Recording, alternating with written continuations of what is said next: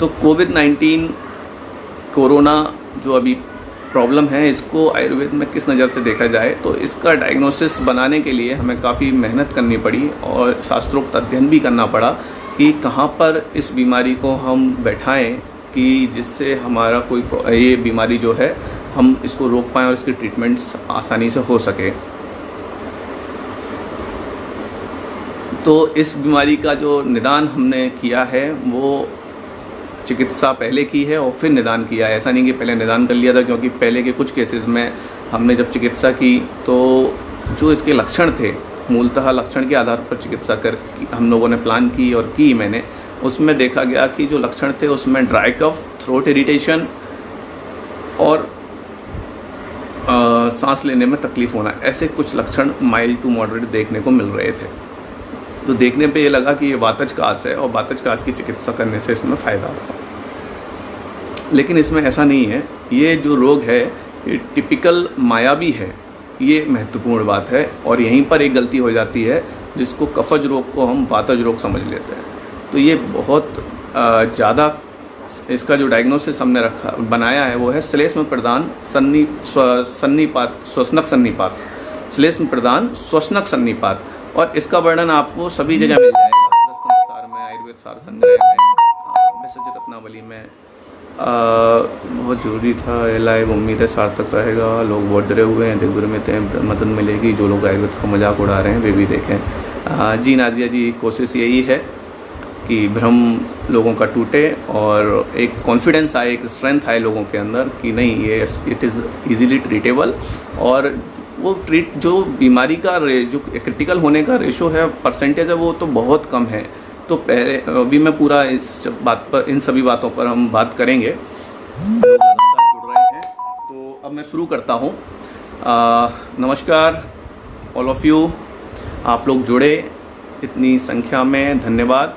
और बहुत समय से करना चाहता था, लेकिन बहुत सारे ऑलरेडी ऑनलाइन सेमिनार्स, वेबिनार्स हो रहे थे, इसलिए मैंने ये सब नहीं किया। लेकिन उस समय मेरे पास एक्सपीरियंस भी नहीं था, इसलिए मैंने ये आना यहाँ पर इस बारे में बोलना उचित भी नहीं समझा। क्योंकि मेरे गुरु, आदरणीय गुरुवर समीर जमदग्नि सर हमेशा बोलते हैं कि जिस चीज़ में अनुभव नहीं है उस चीज़ के बारे में बोलना नहीं चाहिए, पहले अनुभव प्राप्त करो फिर बोलो। तो उसी युक्ति को, उसी आदेश को, आप्तोपदेश को मानते हुए आज मैं उपस्थित हूँ। और फेसबुक लाइव आने का दूसरा कारण एक और है कि जो केसेस मैंने ट्रीट किए, जब वो आदरणीय मेरे गुरु जमदग्नि सर ने देखे तो उन्होंने बोला कि इसमें लाइन ऑफ ट्रीटमेंट क्यों नहीं लिखा है। तो मैंने बताया सर को कि सर क्षमा चाहता हूँ, क्योंकि ये फेसबुक पर लिखे हुए पोस्ट हैं जो भेजे गए हैं व्हाट्सएप पर, तो इसलिए नहीं लिखा है क्योंकि लोग उसको गलत ले लेते हैं और उसका मिसयूज़ हो सकता है, इसलिए नहीं लिखा है। तो सर ने आदेश किया था कि अभी तक जैसे सब चीज़ों को बोलते आए हैं, बढ़ाते आए हैं, और सर का जो गुरुजी का हमेशा से कहना रहा है कि हमें जो भी आता है उस चीज़ को फैलाते रहो, बताते रहो, आगे बढ़ाओ, हर कोने कोने तक पहुंचा दो। इस बारे में भी हमारे गुरुजी का ये कहना है कि आप इसकी जो भी आपने जो ट्रीटमेंट किया है, आपने जो भी सफलता पाई है, जो गाइडलाइन तय कर रहे हैं, उसको कोने कोने तक पहुँचे, हर विद्यार्थी के पास पहुँचे, आयुर्वेद के हर ग्रेजुएट के पास पहुँचे। तो इसलिए मैं और उपस्थित हुआ हूँ आज उनके आदेश अनुसार।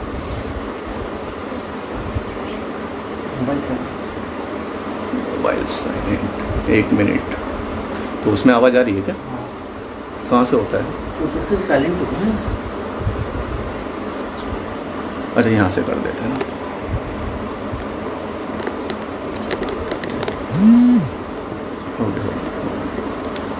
ओके।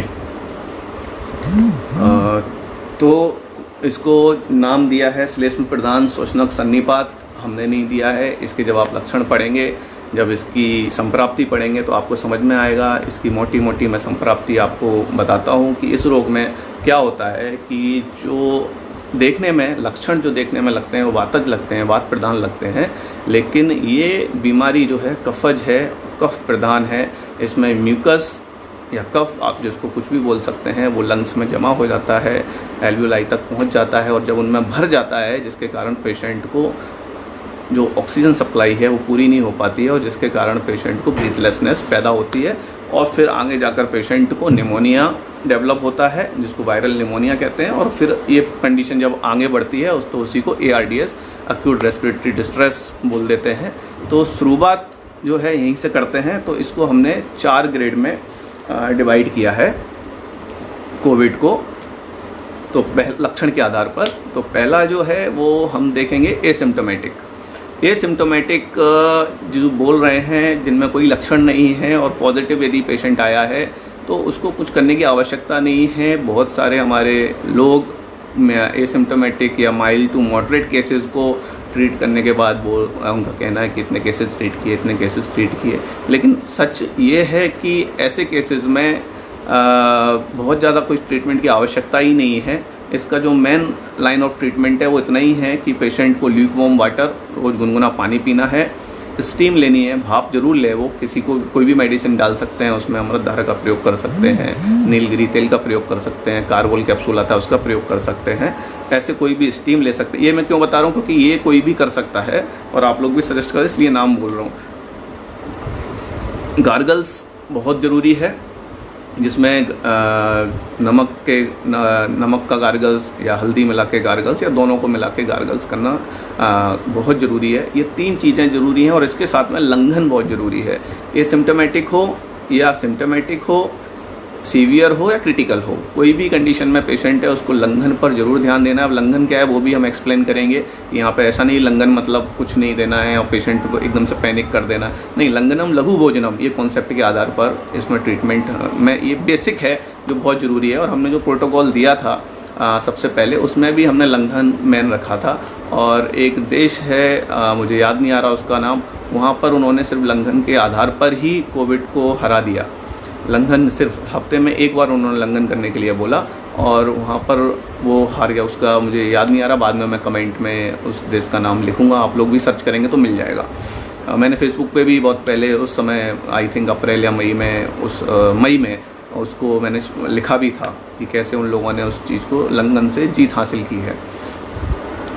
तो सबसे पहला जो है एसिम्टोमेटिक को सबसे पहले तो बीमार नहीं है, वो भी उसको बीमारी नहीं बतानी है। पॉजिटिव का मतलब बीमार होना नहीं है, क्योंकि अभी का सर्वे भी आप देखोगे अलग अलग शहरों में जो सीरो सर्वे हुए हैं और वो उन्होंने रैंडम एंटीबॉडीज़ टेस्ट के आधार पर किए हैं, कोई हवा में सर्वे नहीं किया है। तो उसके आधार पर कहीं अहमदाबाद जैसी जगह पर आधे से ज़्यादा आबादी संक्रमित है, दिल्ली जैसी जगह पर 1/4 आबादी संक्रमित है। तो ये देखने की चीज़ है कि किसको हो चुका है उसको पता ही नहीं है। तो ऐसी बीमारी से डरना क्यों है? तो डरने की बिल्कुल आवश्यकता नहीं है ना हमारे लोगों को। मैं ये देख रहा हूँ जैसे ही गले में थोड़ी भी खराश किसी को होती है वो तुरंत आ जाता है कि सर मुझे तकलीफ़ हो रही है, उसका फ़ोन आ जाएगा या क्लिनिक पर आ जाता है पेशेंट, या वो डर जाता है कि मुझे कहीं कोरोना तो नहीं हो रहा है, मुझे कहीं कोविड तो नहीं हो रहा है, और उसकी ये संशय एकदम से क्रिएट होता है। बहुत सारे लोग तो इसमें क्या कर रहे हैं कि डायरेक्ट वो मेडिसिन ले लेते हैं, कोई एजिथ्रोमाइसिन खा रहा है, कोई ग्लोई घनवटी खा रहा है, कोई कुछ भी खाने लगता है। तो ये जो तरीका है ये सही नहीं है। आपको यदि कोई भी सिम्टम ऐसे आ रहे हैं तो सबसे पहले अपने चिकित्सक के पास जाएं और उसको बताएं। तो आपको चिकित्सक के पास क्यों जाना है? हम लोग हमेशा क्यों बोलते रहते हैं कि भाई चिकित्सक के पास जाओ, चिकित्सक के पास जाओ। इसलिए नहीं बोलते कि आप लोग वैसे तो यहाँ पर सभी डॉक्टर्स ही हैं, लेकिन यदि कोई आम आदमी भी सुन रहा है तो उनके लिए भी ये है कि इसलिए नहीं कि हम लोगों को पैसा कमाना है, हम लोग इसलिए बोलते हैं क्योंकि चिकित्सक आपको कॉन्फिडेंस देगा कि नहीं ये कोई प्रॉब्लम नहीं है आपको और आप ये साधारण से उपाय करिए, और उसके बाद भी कुछ रहता है तो हमें फ़ोन करके बताएं तो हम आगे देखेंगे। क्यों? क्योंकि जो एसिम्टोमेटिक है या माइल्ड टू मॉडरेट केसेस हैं, इन्हीं में से कुछ पेशेंट जो निकलते हैं वो क्रिटिकल हो जाते हैं आगे जाकर। तो बात यह है कि कैसे पेशेंट को हम संभालें और कैसे पेशेंट को गाइड करना है। तो सबसे पहले तो एसिम्टोमेटिक, यहाँ पर कोविड पॉजिटिव है टेस्ट में लेकिन एसिम्टोमेटिक है, तो उसको कुछ करने की ज़रूरत नहीं है। सिर्फ ल्यूकवार्म वाटर, स्टीम, गार्गल्स और लंघन, ये 2-3 दिन करना चाहिए। लंघन में हल्का फुल्का खाना, जैसे खिचड़ी पहले दिन ले, दूसरे दिन थोड़ी क्वांटिटी बढ़ाए और फिर तीसरे दिन से वो साधारण खाना ले सकते हैं। ये इसलिए करना है कि पेशेंट क्रिटिकल ना हो जाए, क्योंकि यदि आप कफवर्धक आहार विहार लेते रहेंगे, यदि आप मिल्क ले रहे हैं, आप कर्ड ले रहे हैं प्रकार की चीज़ें यदि आप लेते रहेंगे और पॉजिटिव हैं लेकिन एसिम्टोमेटिक हैं, तो कुछ % लोग उसमें से क्रिटिकल हो सकते हैं, क्योंकि उस वायरस को मीडिया मिल जाएगा।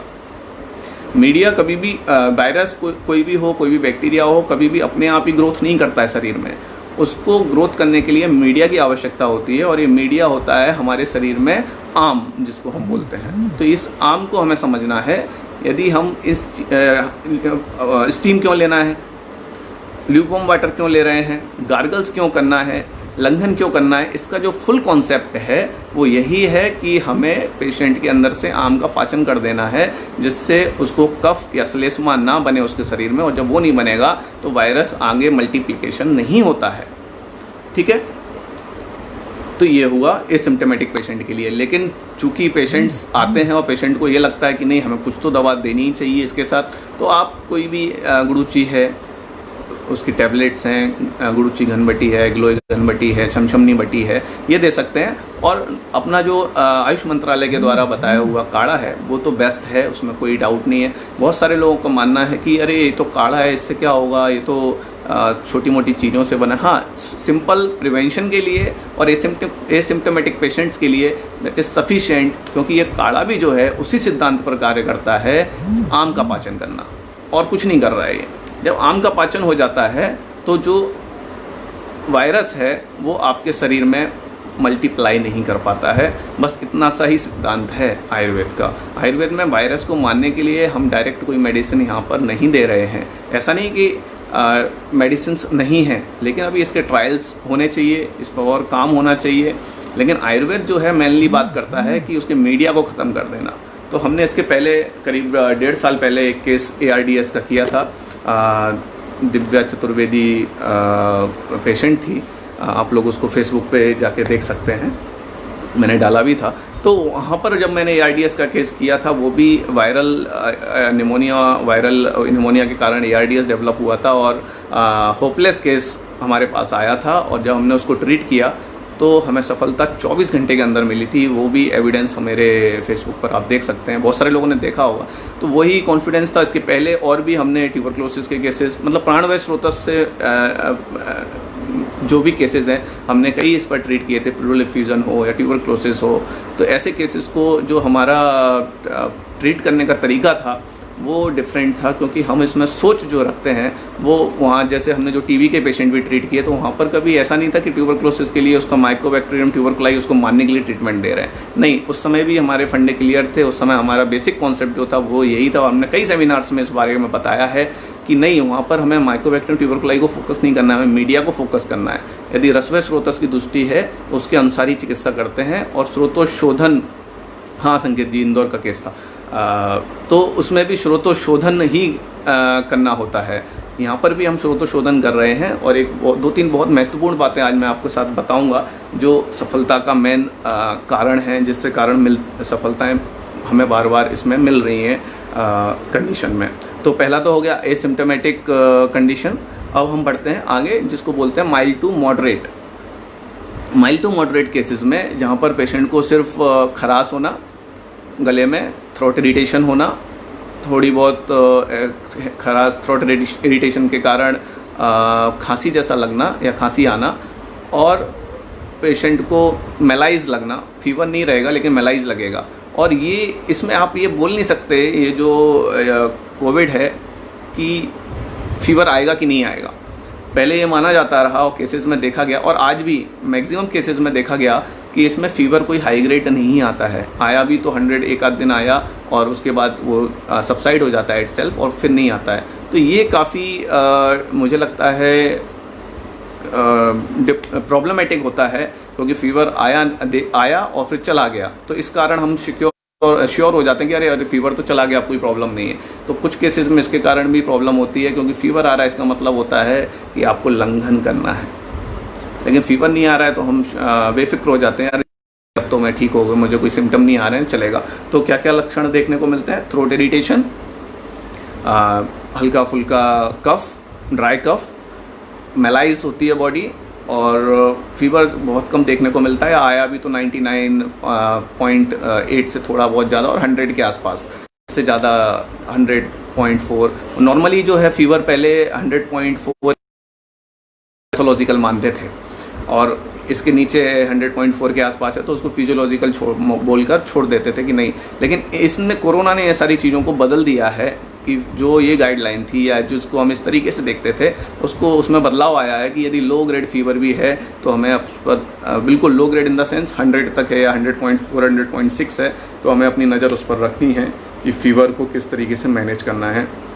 वो आगे बताऊँगा ट्रीटमेंट कैसे करना है माइल्ड टू मॉडरेट केसेस में। उसके बाद में इसके बाद भी जिनका प्रॉपर ट्रीटमेंट जिन्होंने प्रॉपर पथ्य नहीं किया या जिनका इम्यून सिस्टम काम नहीं कर रहा है, इम्यून सिस्टम पर भी आज बात करेंगे।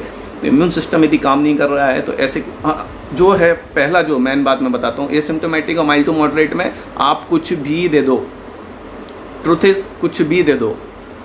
लाइक आपको तुलसी देनी है, तुलसी घनबटी दे दो, पेशेंट काढ़ा पी लेगा। आपने गिलोय घनबटी दे दी, आपने लक्ष्मी विलास रस दे दिया, आपने कुछ भी दे दिया, यदि उसका इम्यून सिस्टम काम कर रहा है तो वो रिकवर हो जाता है, उसमें कोई बहुत आवश्यकता नहीं ट्रीटमेंट करने की। लेकिन ट्रीटमेंट करना है, ऐसा नहीं छोड़ देना है। तो जो मूल बात है वो ये है कि ट्रीटमेंट में लंघन, गार्गल्स, स्टीम और ल्यूकवार्म वाटर पीना, गर्म पानी, गुनगुना पानी पीना, ये बहुत महत्वपूर्ण है। अब बात करते हैं मेरे सेगमेंट की। ये तो हो गया एक साधारण सेगमेंट जिसको आसानी से हम मैनेज कर सकते हैं और आयुर्वेद भी हम आसानी से आयुर्वेद के द्वारा भी आसानी से मैनेज हो जाता है। लेकिन जहाँ पर मेरा सेगमेंट है जो मैंने अभी तक काम किया है क्रिटिकल केसेस में, तो आप देखेंगे कि जिन पेशेंट्स का 3rd stage and 4th stage, 3rd stage जिसको हम बोल रहे हैं, हमने जो ग्रेडिंग की है उसके आधार पर हम, और हाँ ट्रीटमेंट हम क्यों नहीं लिखते हैं उसका भी कारण बताएंगे। और आज वो ट्रीटमेंट मैं बताने के लिए ही आया हूँ आपके सामने। लेकिन उसके बहुत सारे प्रॉब्लम्स हैं, बहुत सारी कंडीशंस हैं, वो सारी कंडीशंस भी आप लोग ध्यान से सुनना तो ही आपको फ़ायदा मिल पाएगा, नहीं तो उससे फ़ायदा की जगह नुकसान होने की संभावना ज़्यादा है। तो 3rd स्टेज जो है उसमें सैचुरेशन यदि 85 तक जा रहा है, 85 तक सैचुरेशन जा रहा है किसी पेशेंट का, ब्रीथलेसनेस हो रही है और पेशेंट उसमें ये आसानी से देखा जा सकता है। यदि ऐसा है तो ये 3rd डिग्री हम इसको बोल रहे हैं, 3rd स्टेज बोल रहे हैं सॉरी, और यहीं से सारी शुरुआत होती है, यही क्रिटिकल केसेस की शुरुआत हो जाती है। और 4th स्टेज जो है उसमें जिसका सैचुरेशन 85 से भी नीचे जा रहा है, 70, 72, 60 और बिलो भी जा रहा है, वो सारे केसेस क्रिटिकल कंडीशन में आ जाते हैं और उसमें सीवियर ब्रीथलेसनेस होती है। 3rd स्टेज में ब्रीथलेसनेस होती है लेकिन 4th में सीवियर ब्रीथलेसनेस होती है और patient gone to ARDS, acute respiratory distress syndrome. इस कंडीशन में पेशेंट को वेंटिलेटर पर डालना ही होता है। ऐसा हो जाता है यदि ट्रीटमेंट नहीं की है। लेकिन अब हम आपको बताएंगे कि ट्रीटमेंट का तरीका क्या है और हम किस तरीके से इस चीज़ को ट्रीट कर रहे हैं। तो 1st और 2nd ग्रेड का आपको स्टेज का मैंने बताया। अब 3rd स्टेज में हम जो ट्रीटमेंट है वो देखना है, क्योंकि सबसे पहले ट्रीटमेंट करने से पहले स्टेज को फाइनलाइज करना बहुत ज़रूरी है। स्टेज यदि आपने फाइनलाइज नहीं की है तो ट्रीटमेंट गलत हो जाएगा और उसके साइड इफ़ेक्ट देखने को मिलेंगे। तो 3rd स्टेज जहाँ पर है सैचुरेशन अप टू 85 हो रहा है, 95 से 85 के बीच में जा रहा है, ब्रीथलेसनेस हो रहा है पेशेंट को, निमोनिया का पैच देखने को आपको हो जाएगी, ओपेसिटी आपको देखने या मिलेगा, या CT स्कैन में आप स्कोर देखेंगे वो भी देखने को मिल जाएगा। ये सब देखने के बाद इस कंडीशन में तो सबसे पहले शुरुआत वहीं से करनी है जो हम 1st और 2nd स्टेज वालों के लिए कर रहे हैं, दैट इज ल्यूकवार्म। स्टीम बहुत ज़रूरी है, भाप लेना, गार्गल्स और लंघन, ये 4 काम तो हमें शुरुआत में हर केस में ही करने हैं। लेकिन 3rd स्टेज वाला जो केस है उसमें जिस तरीके से हम ट्रीटमेंट कर रहे हैं उसमें हम त्रिलोक्य चिंतामणि रस, ध्यान से सुनिए, त्रिलोक्य चिंतामणि रस का प्रयोग कर रहे हैं और ट्रिमेंडस रिजल्ट हैं त्रिलोक्य चिंतामणि रस के।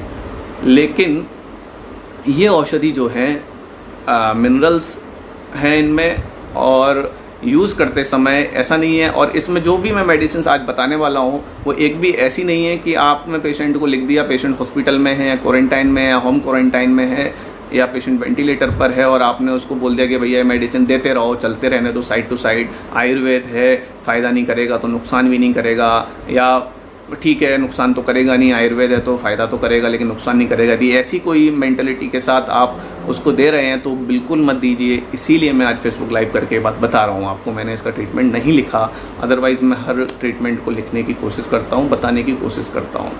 तो ये ऐसा नहीं करना है कि आपने त्रिलोक चिंतामणि दे दिया और बेफिक्र हो गए कि भैया हाँ देते रहो, 1 दिन 2 दिन 3 दिन 4 दिन 5 दिन, ऐसा नहीं करना है। हम हर केस में, जो भी केस हमने अभी तक ट्रीट किए उनमें हर 24 आवर्स में हमने एक्सरे करने के लिए रिक्वेस्ट की है। लेकिन ये जानकर आपको आश्चर्य होगा कि मैक्सिमम हॉस्पिटल्स में एक्सरेज हर 24 आवर में नहीं कर रहे हैं। लेकिन चूंकि इसके पहले की कंडीशन, आप कोविड से पहले के एरा में जाएंगे तो जितने भी वायरल में या कोई भी ARDS की कंडीशन में जब हम पेशेंट करते थे तो ऑलरेडी हॉस्पिटल्स वहाँ पर हर 24 घंटे में एक्सरे करते ही हैं एनालिसिस करने के लिए। लेकिन अभी का जो एरा है बड़ा गड़बड़ है और यहाँ पर बोल देते हैं कि नहीं हमें ज़रूरत नहीं है क्योंकि हमारा ट्रीटमेंट इससे कोई डिफ़र होने वाला नहीं है। और बात भी सही है कि कोई लाइन ऑफ ट्रीटमेंट ही नहीं है तो क्यों उसमें इतना दिमाग लगाने वाले हैं। वो तो सिंपल एक एंटीबायोटिक दे दिया, हाइड्रोक्सीक्लोरोक्विन दे दिया, या जो भी गाइडलाइन ऊपर से आ गई वो देते हैं। अभी मैंने एक और चीज़ देखी कि लोग एजिथ्रोमाइसिन तो ऐसे खा रहे हैं जैसे हलवा खा रहे हो। मेरे तो समझ में नहीं आ रहा है कि भाई वायरल डिसीज़ में आप एंटीबायोटिक क्यों खा रहे हो, क्यों दे रहे हो, समझ से ही बाहर है ये बात। ये बात हमें समझानी होगी भाई। कोई भी अभी 2 दिन पहले ही मेरे पास एक मरीज आया, बोले सर गले में खराश हो रही थी और मैंने एजिथ्रोमाइसिन खा लिया, 5 दिन का कोर्स कर लिया। तो समझ से बाहर है भाई। यदि गले में खराश हो रही, बोले मुझे कोविड का डर लग रहा था तो कोविड के कारण हमने, अरे ऐसा नहीं होता है। पहले तो एंटीवायरल की आवश्यकता है वहाँ पर, जो कि अभी तक कोई है नहीं हमारे पास। यदि किसी और भी, अभी आप देखेंगे कि बहुत सारे ट्रायल किए गए इस पर, हाइड्रोक्लोरोक्विन का भी ट्रायल कर लिया गया, सोरियासिस की मेडिसिन का भी ट्रायल कर लिया गया, इबोला की मेडिसिन का भी ट्रायल कर लिया गया। मतलब कोई भी ऐसी मेडिसिन नहीं छोड़ी जिसका ट्रायल नहीं किया गया हो, लेकिन रिजल्ट क्या है, 0 है। तो इसलिए ऐसा देखने को मिला है कि हर 24 घंटे में एक्सरेज नहीं हो रहे हैं। लेकिन यदि कोई पेशेंट आपने लिया है, ऐसा है, तो आप करना क्या है, जो मैं स्टेजेस इसलिए बता रहा हूँ क्योंकि ये जब भी कोई केस आप लें या आपके पास आता है तो ऐसे केस को आप मुझसे ज़रूर कांटेक्ट करें। उसके एक्सरे, उसके CT स्कैन को एनालिसिस करेंगे, उसके बाद में उसकी स्टेज की ग्रेडिंग करेंगे और उसके बाद ट्रीटमेंट फाइनलाइज करके बताया जाएगा कि भाई ये देना है। और वो भी 24 से 48 घंटे का ही ट्रीटमेंट होगा, 2 से 3 दिन का। उसके बाद में हमें ट्रीटमेंट बदलना होगा, ऐसा नहीं कि वही ट्रीटमेंट दे दो। क्यों ऐसा मैं बताता हूँ। तो 3rd स्टेज में त्रिलोक चिंतामणि रस का बहुत अच्छा रिजल्ट है। और इस रोग की जो कोविड-19 के आप जब लक्षण देखेंगे तो क्लासिकल त्रिलोक चिंतामणि रस के लिए ही, इसके लिए ही बना है, ये आपको समझ में आएगा। लक्षण में आपको देखने को मिलेगा कि पेशेंट के वातज लक्षण हैं लेकिन श्लेष्मा प्रधान है, उसके लंग्स में श्लेष्मा आपको देखने को मिलेगा और फीवर नहीं देखने को मिलेगा। मतलब बहुत माइल्डिया या 100, 100.4, 100.6 तक फीवर जा रहा है, इससे ज़्यादा जा नहीं रहा है मैक्सिमम केसेस में। कुछ केसेस अभी हमारे पास ऐसे भी आए हैं जिनमें फीवर 103, 104 तक भी जा रहा है। और कुछ केसेस ऐसे भी हैं कि कोविड-19 के लक्षण सारे हैं लेकिन उनका जब टेस्ट किया गया तो कोविड-19 नेगेटिव आया है। तो this is called false negative report actually. तो रिपोर्ट के पीछे बहुत ज़्यादा पढ़ना नहीं है। एक्सरेज को देखिए, एक्सरे में पैच है, ओपेसिटी है, निमोनिया डेवलप हो रहा है और ऐसी कंडीशन यदि बन रही है, वायरल जैसा लग रहा है, तो उसको आप हमारे हिसाब से श्लेष्म प्रधान श्वसनक सन्निपात की चिकित्सा करने से ही वो ठीक हो रहा है और ऐसा ही हमें करना है। This is a diagnosis. आयुर्वेदीय निदान ये है। तो त्रिलोक चिंतामणि रस का प्रयोग, त्रिलोक चिंतामणि रस में आप देखेंगे तो हड़ताल है, मनसिला है, ऐसे द्रव्य हैं, तो सोच समझ कर प्रयोग करना है। और यदि पेशेंट इस कंडीशन में अपग्रेड नहीं, इससे इम्प्रूव नहीं हो रहा है तो हमें मेडिसिन बदलनी होगी। इसीलिए हम हर 24 आवर्स में एक्सरे करने का बोल रहे हैं, यही मेन कारण है। या फिर त्रिलोक चिंतामणि रस की जगह पर हम समीर पन्नग रस का भी यहाँ पर प्रयोग कर सकते हैं। समीर पन्नग रस के अभी कुछ हमने शुरू किए हैं ट्रायल, लेकिन अभी हमारे पास बहुत सारा इसका रिजल्ट नहीं है। लेकिन यस, समीर पन्नग रस भी कार्य करता है। इसलिए Trilok, yes, HRCT is the identical investigation, true sir, true. यदि किसी का कोविड नेगेटिव भी आया है तो HRCT करिए या एक्सरे भी कर लीजिए। एक्सरे में भी आपको पता चल जाएगा, यदि आप रूटीनली देखते हैं तो आप समझ सकते हैं कि भाई ये क्या कंडीशन है। तो त्रिलोक चिंतामणि और समीर पन्नग रस इज़ फॉर 3rd स्टेज। अब बात करते हैं 4th स्टेज, जो बहुत इंटरेस्टिंग है। बताना चाहता हूँ कि सभी लोग अभी समझ लें कि ये पेंडेमिक जिसको बोला जा रहा है एक्चुअली है कि नहीं है, ये बाद में डिसाइड कर लेंगे। लेकिन ये संक्रमण जो है हर घर में आने वाला है, हम सबको तैयार होना है और किसी को डराना नहीं है, किसी को डरना नहीं है। कोई पेशेंट को यदि कोई लक्षण नहीं है, कोविड पॉजिटिव है, तो उसको रिलैक्स रहने के लिए बोलना है और रहने से ही बीमारी ठीक हो जाती है। लेकिन 99% केसेस में कोई इसमें क्रिटिकल इश्यूज नहीं हो रहे हैं, बीमारी होती है 7 से 10 दिन के अंदर नॉर्मल हो जाती है। और कुछ 1% केसेस में, 1% भी नहीं है लेकिन मैं 1% मान के चल रहा हूँ, जिसमें 3rd और 4th स्टेज जो हमने बताया वो देखने को मिलेगा आपको, जहाँ पर क्रिटिकल हो रहे हैं केसेस। तो जब क्रिटिकल हो रहे हैं उस कंडीशन में हमारा काम है, एक्चुअली मैं ये बोलना चाहता हूँ आपको कि 3rd और 4th स्टेज जो है, जहाँ पर क्रिटिकल सीरियस हो रहे हैं केसेस, निमोनिया डेवलप हो रहा है, वायरल निमोनिया डेवलप हो रहा है, पैचेस बढ़ रहे हैं, ऐसी कंडीशन में आयुर्वेद का काम है हम सब आयुर्वेद वालों को उस कंडीशन में काम करना शुरू करना है। No doubt it's not easy, hospital वालों के साथ कोऑर्डिनेशन करना, वहाँ पर मेडिसिन पहुँचाना, डॉक्टर्स को कन्विंस करना, ये इतना आसान नहीं है। लेकिन जब आप काम करने के लिए सोचते हैं तो ये सब होता जाता है। मैंने यहाँ से बैठे बैठे अभी तक पूरे भारत में केसेस किए हैं, चाहे मुंबई हो, चाहे हैदराबाद हो, चाहे बेंगलोर हो, चाहे आगरा हो, कोई भी स्टेट में हमने नहीं छोड़ा जहाँ से भी हमसे अप्रोच की गई। और डॉक्टर आप लोगों के माध्यम से ही अप्रोच हुई है, सबसे बड़ी बात है, क्योंकि पेशेंट यदि हमें डायरेक्ट अप्रोच करता है तो हम ट्रीटमेंट नहीं कर पा रहे हैं, क्योंकि हम उसको नहीं बता सकते कि भाई त्रिलोक चिंतामणि जाके दे दो, या अभी 4th स्टेज में पेशेंट वेंटिलेटर पर है या जाने वाला है वेंटिलेटर पर, तो हम उसको क्या देने वाले हैं वो योग बना के दे दो, तो इट्स नॉट ईजी। तो बात यह है कि यदि कोई केस हम कर रहे हैं तो आप लोग हमसे जुड़िए।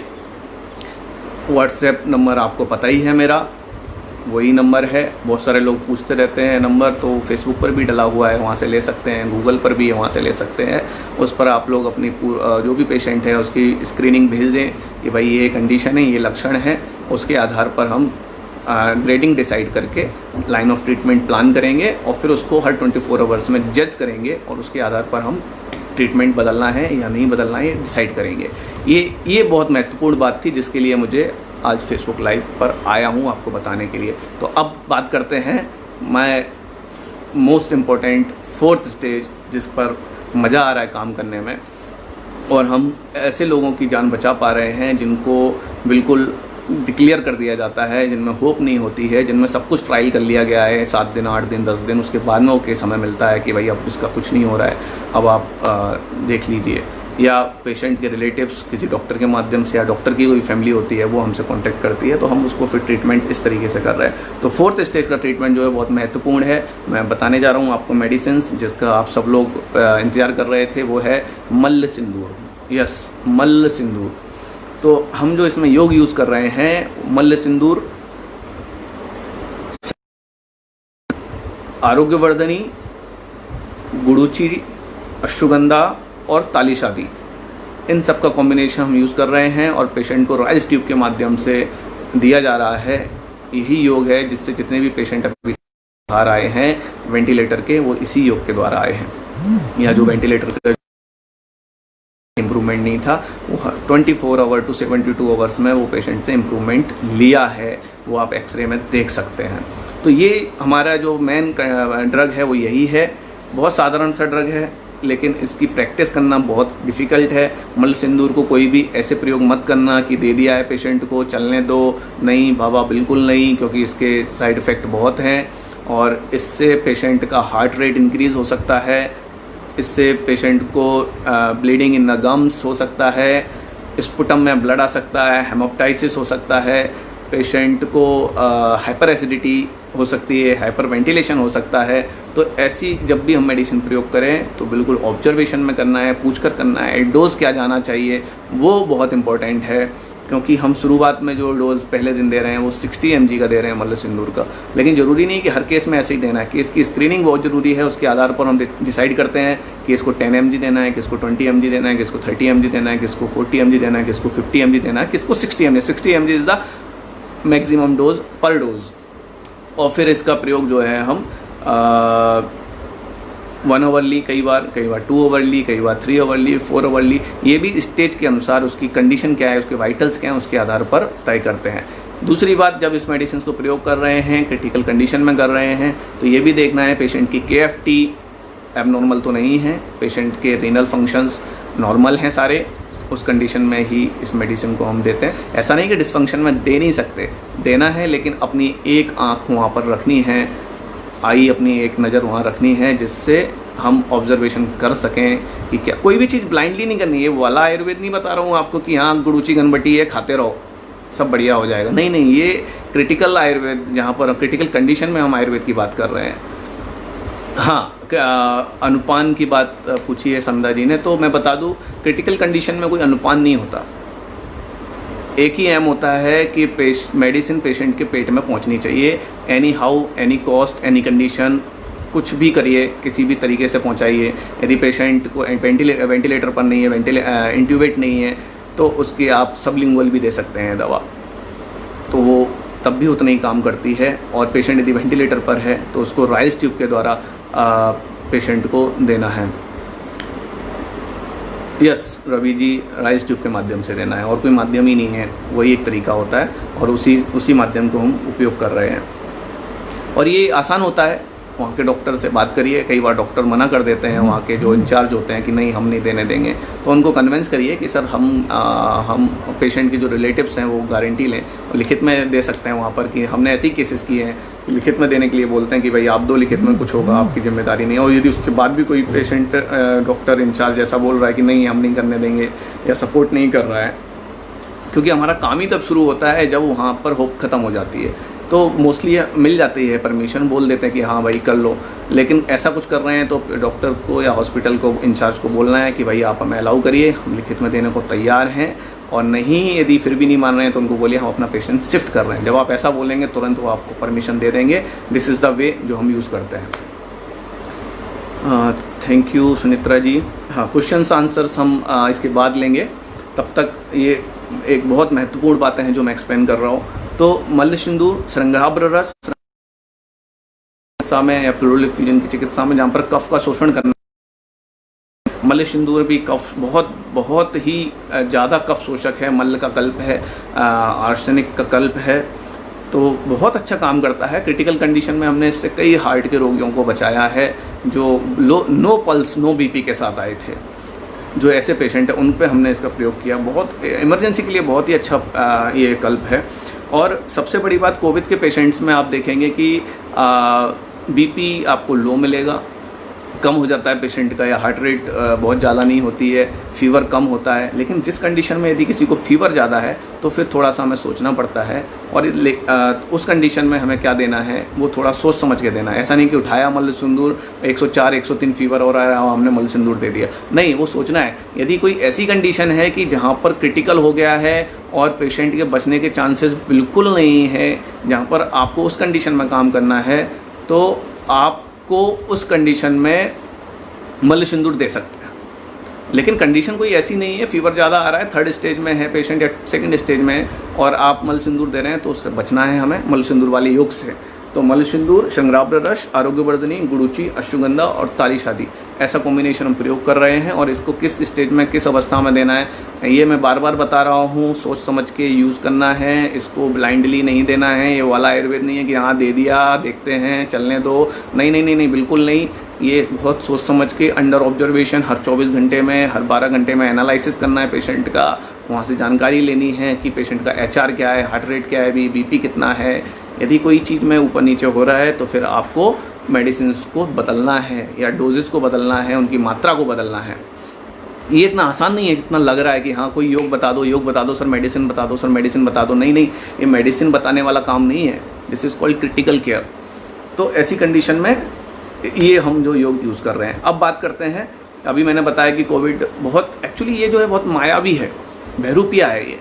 इसमें किसी में कुछ लक्षण मिलेंगे, किसी में कुछ मिलेंगे, और ये भी देखा गया इसके कई स्ट्रेंथ्स अभी देखने को मिले हैं। तो कौन से वाले से कौन सा हो रहा है अभी पता नहीं है, ये सारी चीज़ें। तो ऐसी कंडीशन में ये क्या बहुत मायावी है, बहरूपिया है, अपना रूप ये अपना रूप बदल लेता है, और रूप बदल लेता है, इसीलिए इसके कई स्ट्रेंथ्स और प्रॉब्लम आ रही है। इसके वैक्सीन बनने में भी ये सब आप लोगों को जानकारी है ही। तो ये मायावी होने के कारण कुछ लोगों में फीवर देखने को मिल रहा है, जिसमें इनिशियल कंडीशन में ही माइल्ड टू मॉडरेट के कंडीशन में ही 102, 103 तक फीवर, 104 तक फीवर जा रहा है। ऐसी कंडीशन में ये इन योगों को नहीं देना है, ना त्रिलोक चिंतामणि देना है, ना मल्ल सिंदूर का योग देना है, ना समीर पन्नग देना है, इनको नहीं देना है।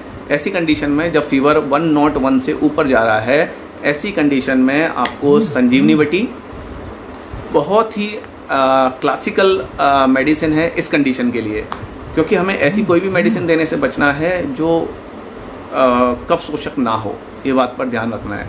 तो संजीवनी बटी, महासुदर्शन और गोदंती, इनका प्रयोग करना है हमें जब पेशेंट माइल्ड टू मॉडरेट है या थर्ड स्टेज में भी है और पेशेंट का फीवर जो है 102, 103, 101 के ऊपर जा रहा है। इस कंडीशन में संजीवनी बटी का प्रयोग बहुत अच्छा है, वो करना है। संजीवनी बटी, महासुदर्शन और गोदंती। अब इसके डोजेस कितने जाने चाहिए ये भी उस अवस्था पर डिपेंड करता है। हो सकता है 2 आवरली देना पड़े, 3 आवरली देना पड़े, लेकिन संजीवनी बटी जब प्रयोग कर रहे हैं तो इस बात का ध्यान रखना है कि इसमें भल्लातक और वत्सनाभ जैसे 2 उपविष डले हुए हैं। तो यूज़ करते समय 24 आवर्स में एनालिसिस बहुत ज़रूरी है। ये नहीं भूलना है हमें कि एनालिसिस नहीं कर रहे हैं, मेडिसिन दे दी खाते रहो, नहीं, उसका एनालिसिस बहुत ज़रूरी है और उसके आधार पर ही हम श्रृंगाराभ्र भस्म नहीं सजल, श्रृंगाराभ्र रस मिल जाएगा आपको आसानी से। तो उस कंडीशन में इसका प्रयोग करना है। अब बात करते हैं कि पेशेंट का जिन केसेस में बीपी लो है या हार्ट रेट कम हो रहा है, ऐसे केसेस में मल्ल सिंदूर के साथ, मल्ल सिंदूर की जगह पर या तो मल्ल चंद्रोदय का प्रयोग करना ज़्यादा बेटर है, या फिर मल्ल सिंदूर के साथ हेम गर्भ पोटली रस का प्रयोग यहाँ पर होता है। हमने इसका प्रयोग किया और पाया कि बहुत ही जल्दी इससे पेशेंट बाहर आता है और हार्ट रेट इंक्रीज़ हो जाता है, बीपी ऊपर आ जाता है पेशेंट का 80/60। ऐसे केसेस में हमने कोविड में प्रयोग कराया है इसको।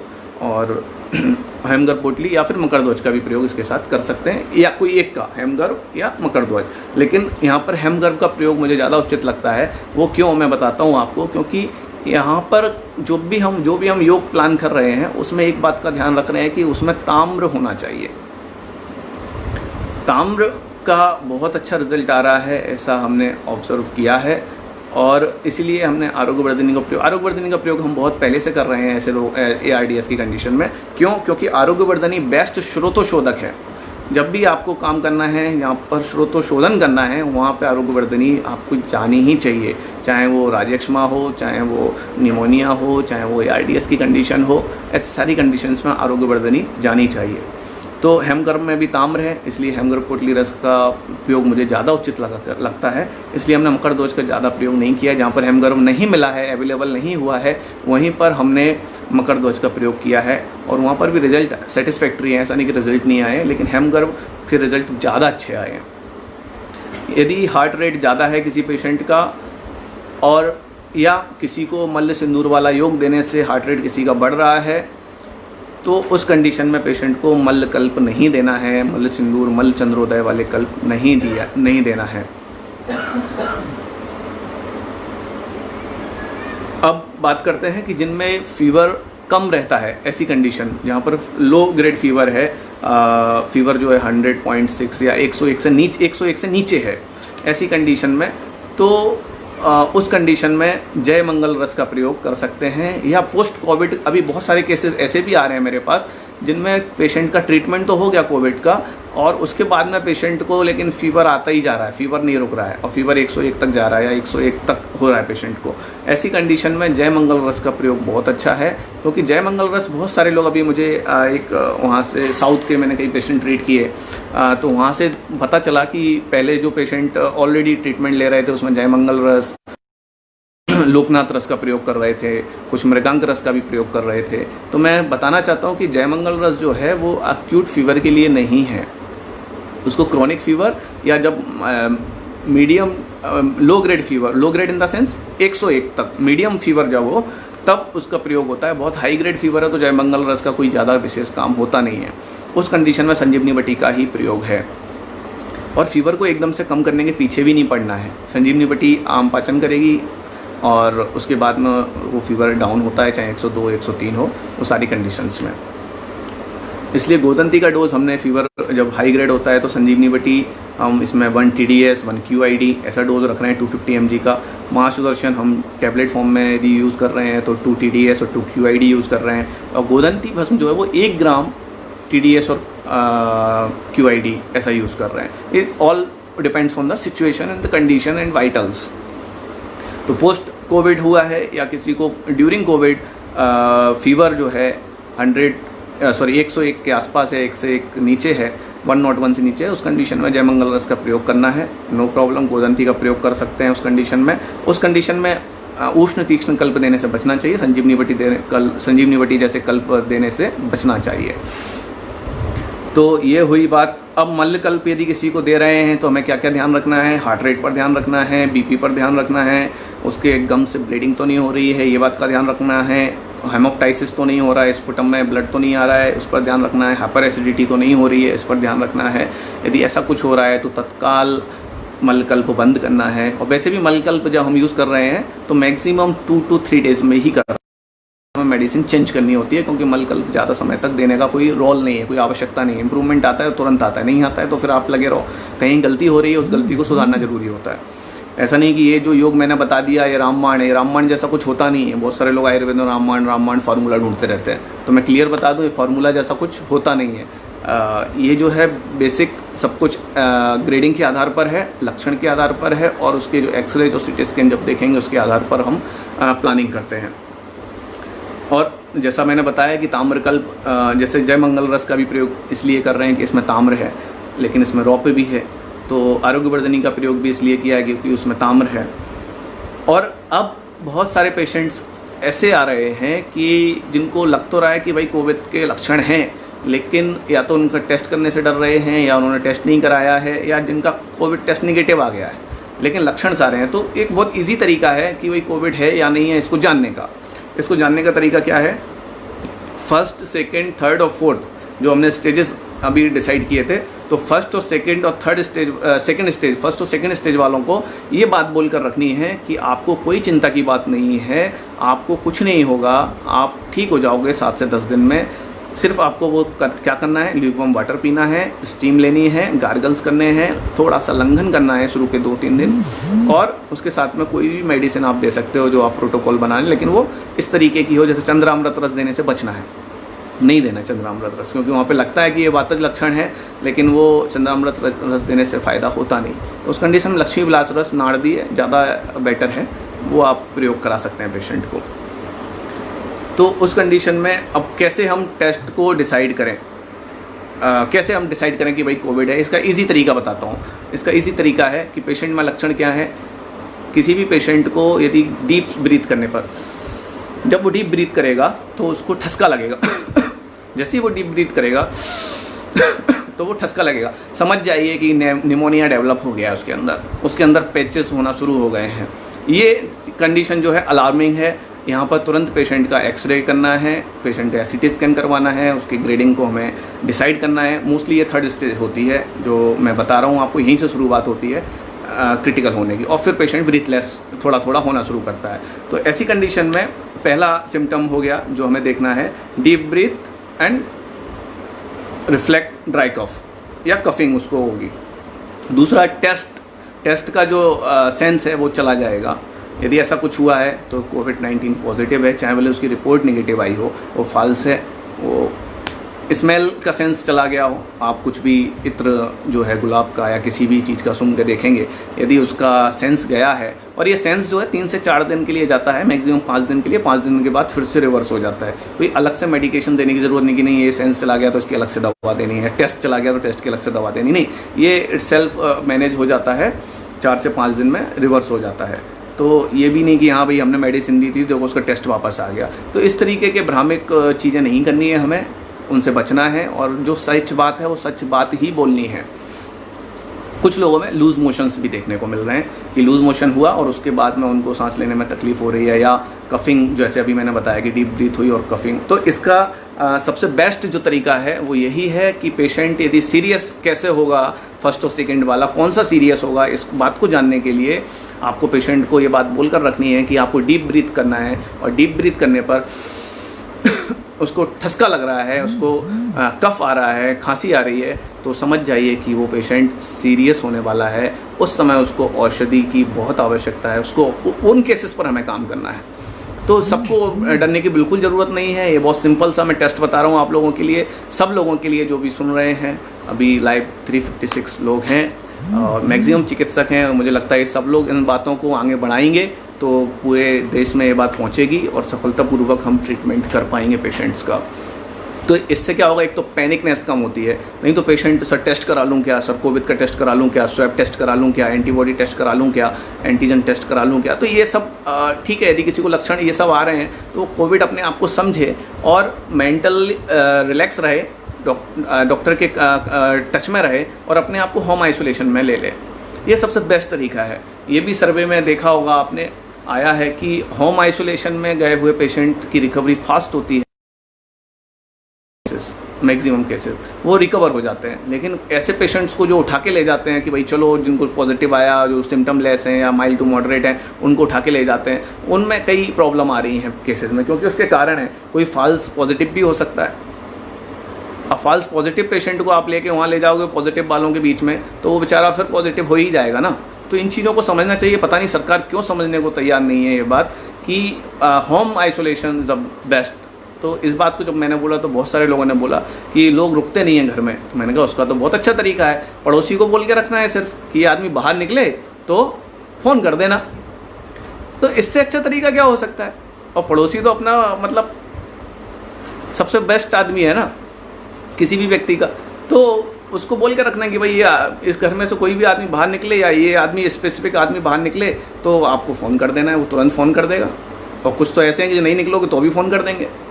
तो इससे अच्छा तरीका क्या हो सकता है। तो होम आइसोलेशन गवर्नमेंट को इस बात पे सुनना चाहिए और हमारी और भी जो संस्थाएं हैं उनको इस बारे में सोचना चाहिए कि नहीं यार, ये होम आइसोलेशन पे ध्यान दो, क्योंकि आप अननेसेसरी उन पर खर्चा कर रहे हो जहाँ पर खर्चा करने की ज़रूरत नहीं है। पैसे जो अपने आप ही रिकवर हो रहे हैं उनके ऊपर फालतू में। अभी मैंने देखा कि पेशेंट्स को मेरी फैमिली के, मेरे रिलेटिव फैमिली के 8 लोग संक्रमित हुए। तो 4 लोग जो पॉजिटिव थे उन 4 लोगों को कोरोना सेंटर में ले गए, क्वारंटाइन कर दिया उन्होंने वहाँ पर। तो वहाँ पर ट्रीटमेंट जब मैंने वहाँ पर ओपन गोलियाँ करके दे रहे थे, तो वहाँ पे जब मैंने पता किया कि भाई क्या दे रहे हैं, तो बोले हाइड्रोक्सीक्लोरोक्विन दे रहे हैं। किसमें, एसिम्टोमेटिक या जस्ट गले में खराश है, किसी को थ्रोट इरिटेशन है, उन पेशेंट्स को, सभी को वहाँ पर तो सबको ही दे रहे थे, क्योंकि जिनको लाए हैं पॉजिटिव है उनको दे दिया। तो हर जगह पे अलग अलग प्रोटोकॉल इन्होंने बना रखे हैं, हर जगह पे अलग अलग चल रहा है। जबकि उसके बाद में WHO ने भी बोला कि हाइड्रोक्सीक्लोरोक्विन का कोई कार्य नहीं है। फिर सेकेंड टर्म आया कि नहीं, इसको फिर से ट्रायल करेंगे। तो ये सब चल रहा है। तो लेकिन जब मैंने बोला कि नहीं आपको ये सब नहीं लेना है, तो गोलियाँ वो फेंक देते थे और हमने सिंपल आयुर्वेदिक मेडिसिन दी उनको, गुड़ूची, अश्वगंधा और गार्गल्स, स्टीम, यही बोला। और वो चारों के चारों लोग 7 दिन में वापस आ गए। लेकिन एक बात जो मैं बताने वाला हूँ वो ये है कि और 4 लोग थे फैमिली के जो संक्रमित हुए उनके साथ के, और उनको सारे ये लक्षण आए। लेकिन मैंने बोला नहीं, कहीं जाने की ज़रूरत नहीं है, आपको घर में रहिए। और उन सबको टेस्ट, ये loss of taste, loss of smell, throat irritation, cough, ये सारे लक्षण थे। और ये सारे पेशेंट साधारण जो मेडिसिन, यही लक्ष्मी प्लास रस, गुड़ूची, गार्गल्स, किसी ने गुड़ूची का क्वाथ लिया, किसी ने टैबलेट ली, ऐसे ही ठीक हो गए। 7 से 10 दिन में नॉर्मल हो गए। तो अब उनको टेस्ट के लिए भेजते, तो वो क्वारंटाइन सेंटर में, कोरोना सेंटर में ले जाते, वहाँ पर ट्रीट करते। कोई ज़रूरत नहीं थी उसकी। तो ज़रूरत ही नहीं है ये सब करने की, ये इतने प्रकार की मेडिसिन देने की। It's simple. जिन लोगों का इम्यून सिस्टम काम कर रहा है उन लोगों को बहुत सारी मेडिकेशंस ना लेने की ज़रूरत है, ना हमें प्रिस्क्राइब करने की ज़रूरत है। ज़रूरत है तो सिर्फ थोड़ा सा उनको लंघन समझाना है, उनको बोलना कि भाई थोड़ा हल्का फुल्का खाओ। दूध, दही, मिल्क एंड कर्ड को बंद करना है। वो लोग नहीं सर गवर्नमेंट दी हुई है, वो प्रिवेंशन के लिए है। प्रिवेंशन के लिए है कि गोल्डन मिल्क लेना है, हल्दी। लेकिन यदि आपको कोई लक्षण आ रहे हैं या कोविड आपका पॉजिटिव आया है, तो ऐसे पेशेंट में आपको दूध और दही नहीं देना है, क्योंकि ये कफ को बढ़ाते हैं। ये बहुत बेसिक है, ये आप नहीं करेंगे तो फिर सफलता नहीं मिलेगी। तो इस चीज़ को ध्यान रखना है।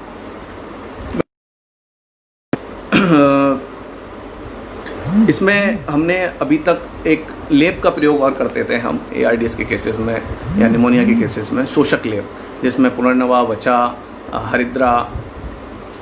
तो ऐसे केसेस में हमने लेप करते हैं। लेकिन अभी चूँकि प्रॉब्लम ये है कि सारे पेशेंट कोरोना सेंटर में या जो भी वेंटिलेटर पे भी पेशेंट है, आईसीयू में है, तो उनके सेंटर्स अलग है, उसमें किसी को एंट्री नहीं है, कुछ कर नहीं सकते, तो वहाँ पर हम लेप नहीं कर पा रहे हैं, तो इस कारण प्रॉब्लम आ रही है।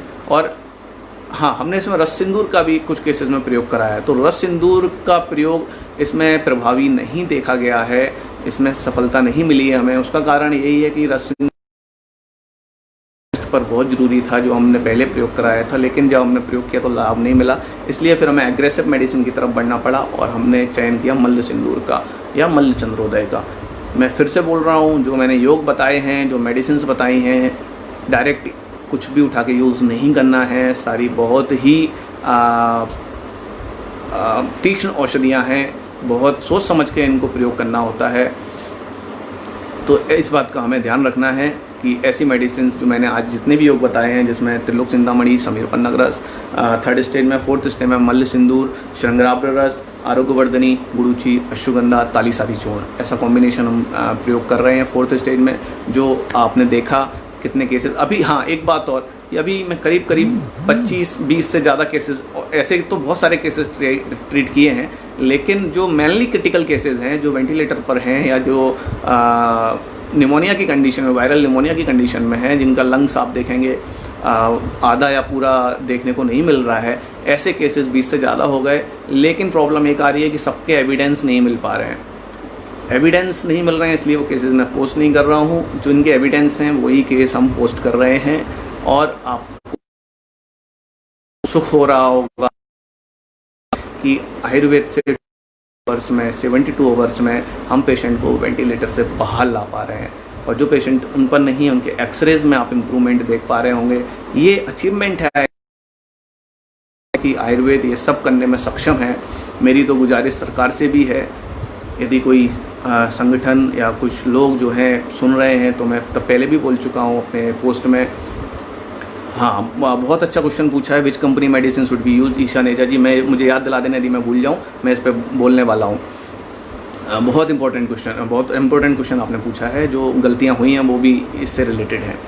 तो उन सबको बताना चाहता हूँ कि ऐसे सेंटर हमें चाहिए, AICU की आवश्यकता है, आयुर्वेदिक इंटेंसिव केयर यूनिट हमें चाहिए। यदि सरकार all India institute of Ayurveda जैसे संस्थानों में, BHU जैसे संस्थानों में इनको शुरू करती है, वहाँ के संस्थान और सभी संस्थान हमारे आगे आएँ और आगे आकर बोलें कि नहीं भाई, हमें इसकी ज़रूरत है और हम इस तरीके से पेशेंट को ट्रीट करना चाहते हैं। दुर्भाग्य से किसी ने भी अभी तक एक भी प्रेस कॉन्फ्रेंस कर इस बात का दबाव नहीं बनाया कि हाँ, हम ये केसेस को ट्रीट करने के लिए सक्षम हैं, हम ये केस ट्रीट करना चाहते हैं।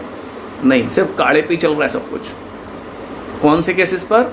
जो पेशेंट अपने आप ठीक होने वाले हैं, या मैं ये नहीं बोल रहा हूँ कि वो गलत है कि उनको नहीं देना चाहिए, वो 1st और 2nd ग्रेड है, ठीक है, उनको देने से फ़ायदा होता है। जो पेशेंट 10 दिन बाद नेगेटिव होगा अपनी मेडिसिन से, 7 दिन में या 5 दिन में नेगेटिव हो रहा है, या वो उसको प्रोग्रेशन जो है वो नहीं बढ़ रहा है, अभी जो क्रिटिकल होंगे वो उनकी परसेंटेज कम हो रहा है, नो डाउट इट्स होना चाहिए, लेकिन 3rd और 4th पे भी तो हमें काम करना है ना। तो उसका बहुत ज़रूरी है हमें इस बात को बताना, समझना। तो डरने की बिल्कुल आवश्यकता नहीं है, हम इससे आसानी से लड़ सकते हैं क्रिटिकल केसेस में भी, और सामान्य तो हम सब कर ही रहे हैं। हम सब मिलकर इस बीमारी से आसानी से लड़ सकते हैं। अभी मैंने एक सर वेंटिलेटर कंडीशन में आयुर्वेदिक करना है या नहीं, वो मेडिसिन तो ऑलरेडी सर चलती है, क्योंकि पेशेंट वहाँ पर उनके अंडर में होता है, हमारे अंडर में नहीं है। लेकिन वो सारी मेडिसिन तो जो जारी हैं वो जारी रहे, उसमें होता क्या है, एक एंटीबायोटिक होता है, एक टेमीफ्लू है, टेवीफ्लू जो स्वाइन फ्लू की मेडिसिन है वो दे देते हैं। उसके साथ में अभी एक रूमेटॉइड आर्थराइटिस के लिए टोसिलिजुमैब करके इंजेक्शन है, उसका प्रयोग कर रहे हैं। तो मेरा जो एक केस मुंबई का था, पहला केस था जो रिकवर नहीं हुआ और पेशेंट कोलैप्स हुआ, उसका कारण भी वहाँ पर यही था कि उसको जो इंजेक्शन है टोसिलिजुमैब दिया गया और उसका कंसेंट लिया गया, और उसको बताया कि भाई इससे शॉक लग के पेशेंट कोलैप्स भी हो सकता है।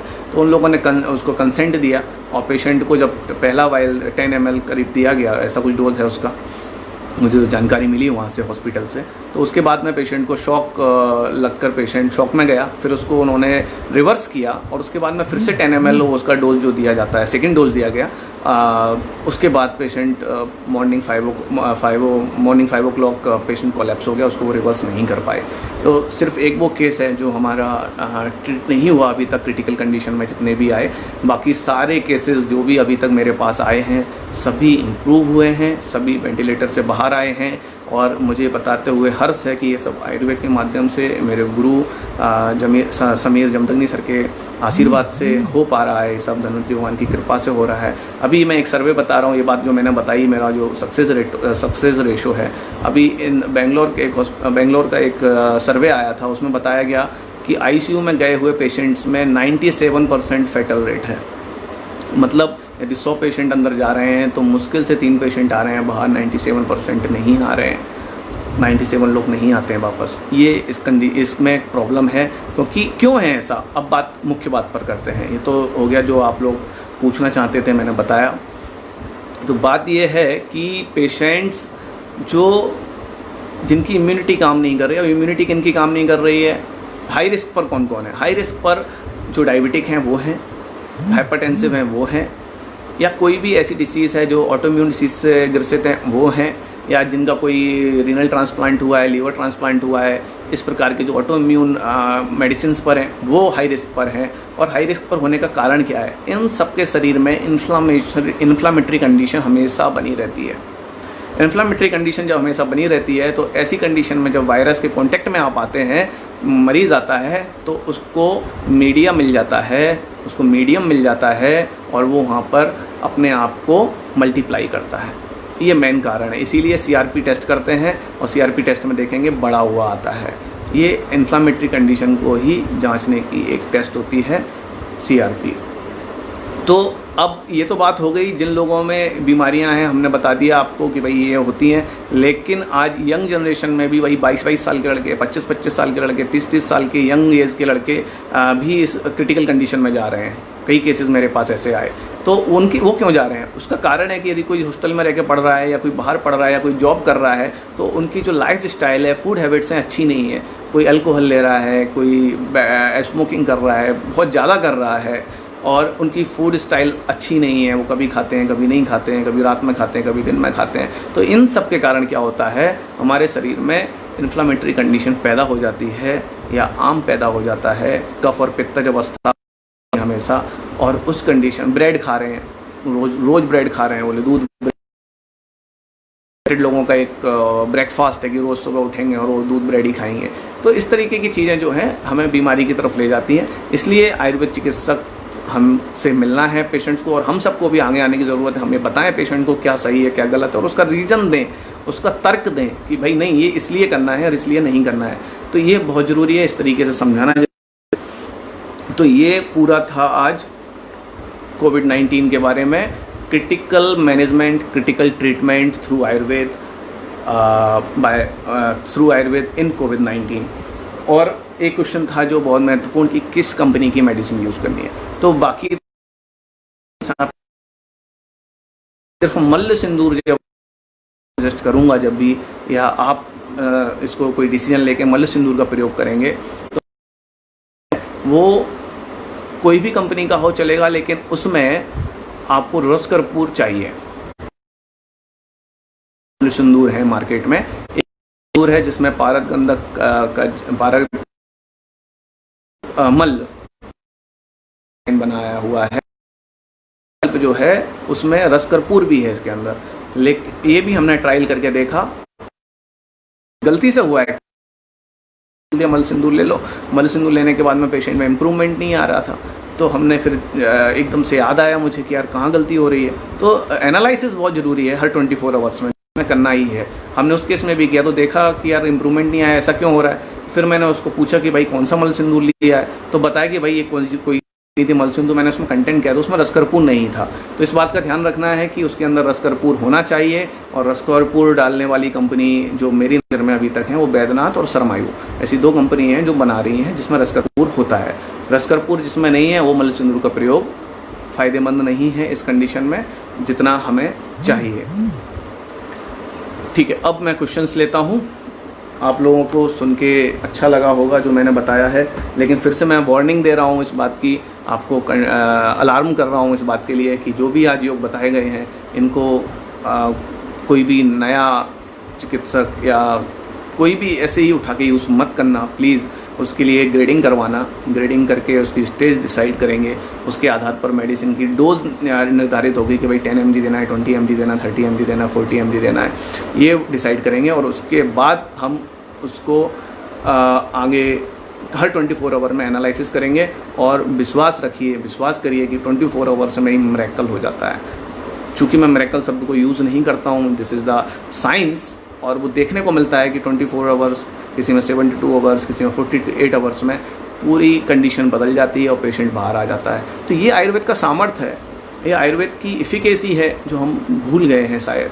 हमें ये समझना चाहिए इमरजेंसी मैनेजमेंट आयुर्वेद से होता है। मैं आपको ये भी बता दूं कि जब हमने शुरुआत इमरजेंसी की थी 11 साल पहले, 10 साल पहले 2011 में, तो सब यही बोलते थे कि हाँ यही चरक सुश्रुत आ गए अभी नए इमरजेंसी वाले, पहले तो कोई जानता ही नहीं था। तो उनका एक व्यंग होता था इस तरीके से।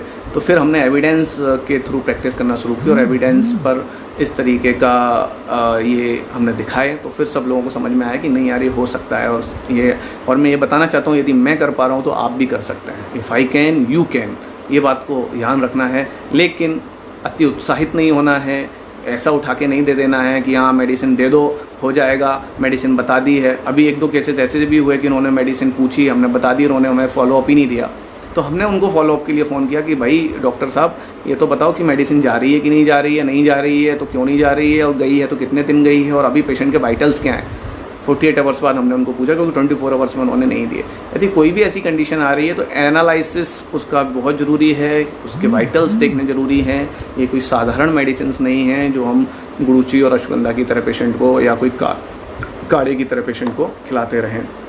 तो इम्पोर्टेंट बात है, डरना नहीं है, हम सबको मिलकर लड़ना है। खासकर डॉक्टर्स ये बात का ध्यान रखें, वो प्रोन हैं बहुत ज़्यादा, तो डरने की कतई आवश्यकता नहीं है। हर पेशेंट को यही समझाना है जो मैंने होती है, पेशेंट को सांस लेने के लिए बोलना है। यदि डीप ब्रीथ लेने में उसको कफिंग हो रही है, then this is the alarming condition, patient it may be in 3rd stage और 4th स्टेज। ठीक है, अब क्वेश्चंस लेते हैं, आप लोगों के जो भी प्रश्न है। स्पेशली एलर्जिक राइनाइटिस वाले पेशेंट के बारे में क्या करें एज ए प्रिवेंशन, और ये हाई रिस्क। हाँ, जो भी पेशेंट ऐसे हैं तो हाई रिस्क में बोल सकते हैं हाई रिस्क में रहेंगे, लेकिन ऐसे केसेस में सिंपल लक्ष्मी ब्लास्टर्स का प्रयोग करने से उनको फ़ायदा हो जाता है। लंघन, दूध दही का बंद कर देना है, तो पेशेंट को जब वहाँ पर मीडियम नहीं होगा तो वायरस अटैच नहीं करेगा तो मल्टीप्लाई नहीं करेगा, अटैच कर भी लिया तो भी मल्टीप्लाई नहीं करेगा। This is the best way. आप कितने वायरस को मारोगे? अभी आप देखो कोविड-19 के भी 6 स्ट्रेंस अलग अलग कर लिए गए हैं, 6 प्रकार के अभी तक मिल गए हैं, अभी और ढूंढेंगे तो और मिल जाएंगे। तो आप कितनों के वैक्सीन बनाओगे, आप कितनों के एंटीवायरल बनाओगे? It is not possible, this is not practical. हमारा मीडिया, हमारा देश पता नहीं किसके पीछे लगा हुआ है, तो ऐसे ही पीछे लगे रहने से कुछ होने वाला नहीं है। भारत आज कोविड-19 में अग्रणी भूमिका निभा सकता है अभी भी, लेकिन हमारी सरकारों को सुनना ही नहीं है। उनको तो वहाँ से ही ऑर्डर चाहिए, ऊपर से जब आएगा तभी वो सोचेंगे। तो ये तो अलग बात है, लेकिन अपना जो हाथ में हम वो कर सकते हैं। कोविड, अरे धीरे क्वेश्चन बहुत स्पीड में आ रहे हैं मैं पढ़ ही नहीं पा रहा हूँ। अस्थमिक पेशेंट्स के लिए कुछ वही जो गाइडलाइंस मैंने दी है सबके लिए ही वही है। यदि कोई स्पेसिफिक डिसीज़ है तो उसके लिए स्पेसिफिक ट्रीटमेंट प्रिवेंशन के रूप में शुरू कर सकते हैं, और देनी ही चाहिए, चाहे वो श्वास हो चाहे वो द्राक्षस हो। ऐसे योगों का प्रयोग करें अस्थमेटिक पेशेंट्स, तो वो बचे रहेंगे।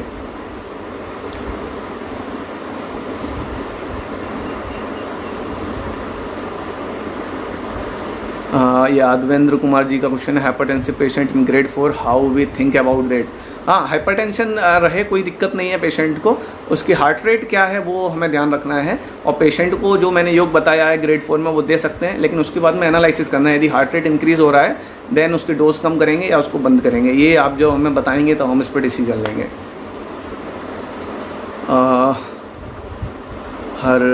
हरनैन Mondal, thank you sir, thank you so much sir, valuable information, thank you Adarsh ji.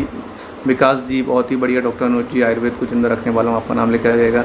Thank you sir, बस प्रयास कर रहे हैं हम अपनी तरफ से, जो मेरे गुरुजी ने सिखाया है उसको आगे बढ़ा रहे हैं और उसी को सब जगह पहुंचाने की हमारी कोशिश है और ये बताने की कोशिश है कि हाँ, इमरजेंसी ट्रीटमेंट होता है आयुर्वेद से।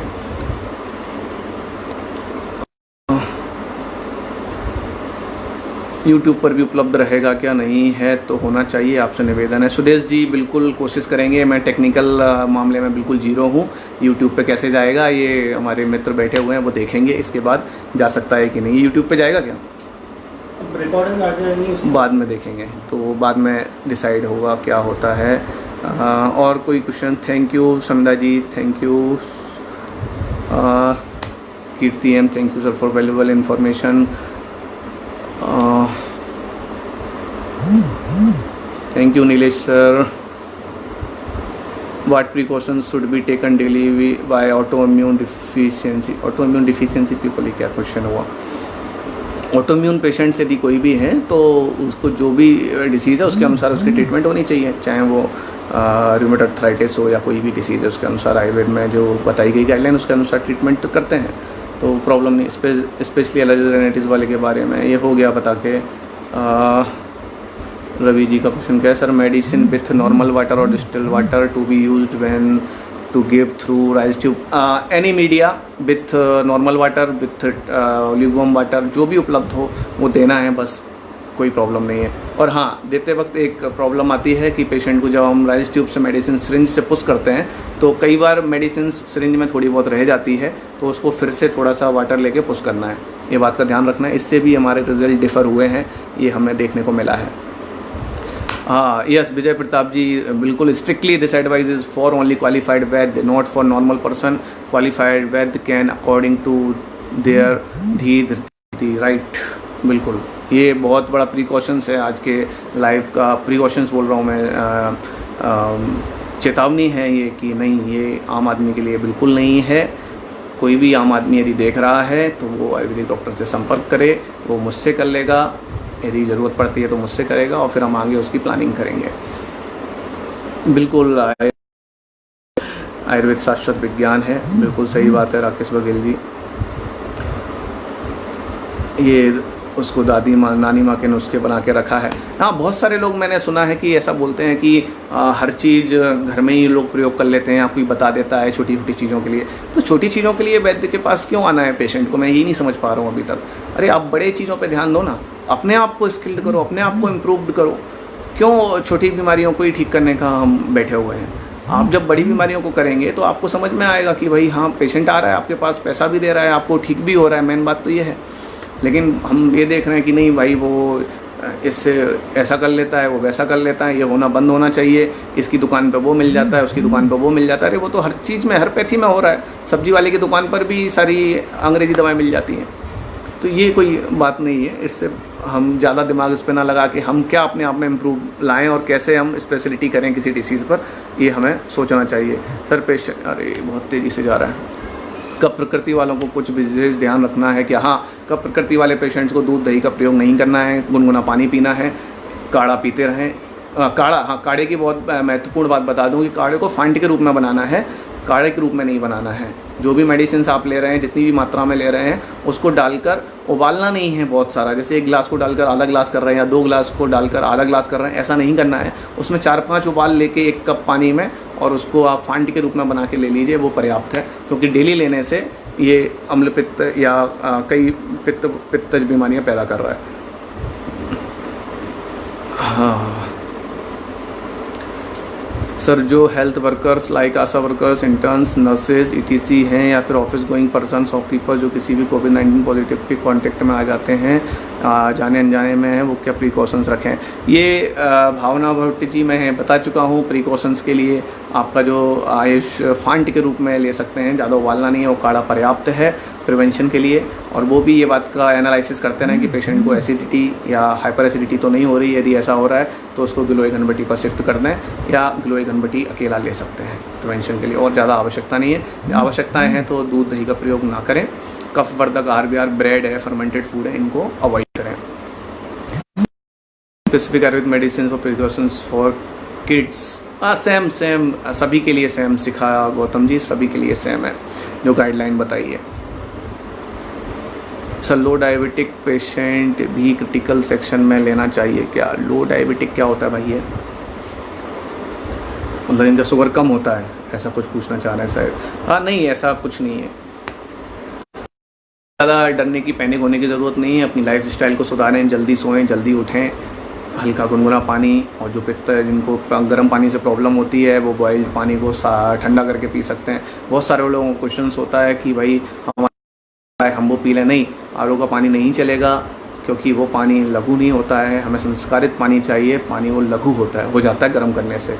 सिर्फ वहाँ पर उसको कीटाणु मारने के लिए नहीं कर रहे हैं हम गर्म। सर श्वसनक संधिपात, अरे यार बहुत ऊपर तेज़ी से जा रहा है। रोगी के नेगेटिव होने के बाद कौन सी चिकित्सा करनी चाहिए? अभिषेक तायल जी बहुत अच्छा क्वेश्चन है आपका। बहुत सारे अभी केसेस आए हैं मेरे पास, 4-5 केसेस हैं जिनमें पेशेंट को ट्रीटमेंट करने के बाद देखा गया है कि उनको ट्रीटमेंट करने के बाद घर भेज दिया गया और उसके 15 दिन बाद या 10 दिन बाद पेशेंट को फिर से प्रॉब्लम शुरू हुई और उनके एक्सरेज अभी मेरे पास पड़े हुए हैं। उनके एक्सरेज में ओपेसिटी दिख रही है काफ़ी ज़्यादा, तो वो प्रॉब्लम हो जाती है। इसलिए ऐसा नहीं कि एकदम से गए और पेशेंट फिर से एकदम से मस्त हो गया और सब उल्टा सीधा खाने पीने लगे। नहीं, वो ध्यान रखना है। उसके पोस्ट कोविड आप ट्रीटमेंट या पोस्ट कोविड नेगेटिव आने के बाद लक्ष्मी विलास रस का प्रयोग, काढ़े का प्रयोग, इन गार्गल्स ये छोड़ना नहीं है क्योंकि वो रिलैप्स भी हो सकता है। और अभी तक इसके कोई साक्ष्य नहीं है कि एक बार होने के बाद फिर होता है कि नहीं होता है। कई लोगों में पाया जा रहा है, किसमें नहीं पाया। अभी कोई ऐसी कोई गाइडलाइन नहीं आई है। Mahesh ji thank you.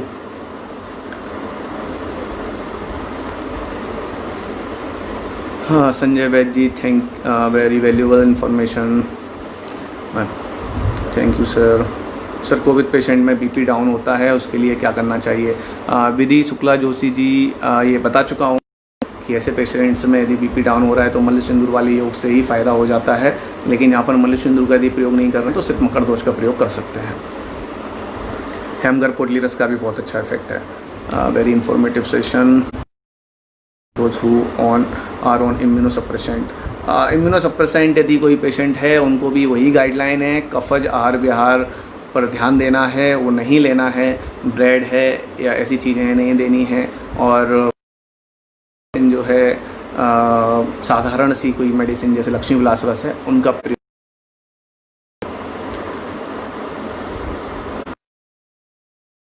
Vikas Malik ji sir very effective informative session, keep going sir, thank you, I am trying. COVID positive with high total leukocyte count around 24,000 with SpO2 above 95%, what to be done?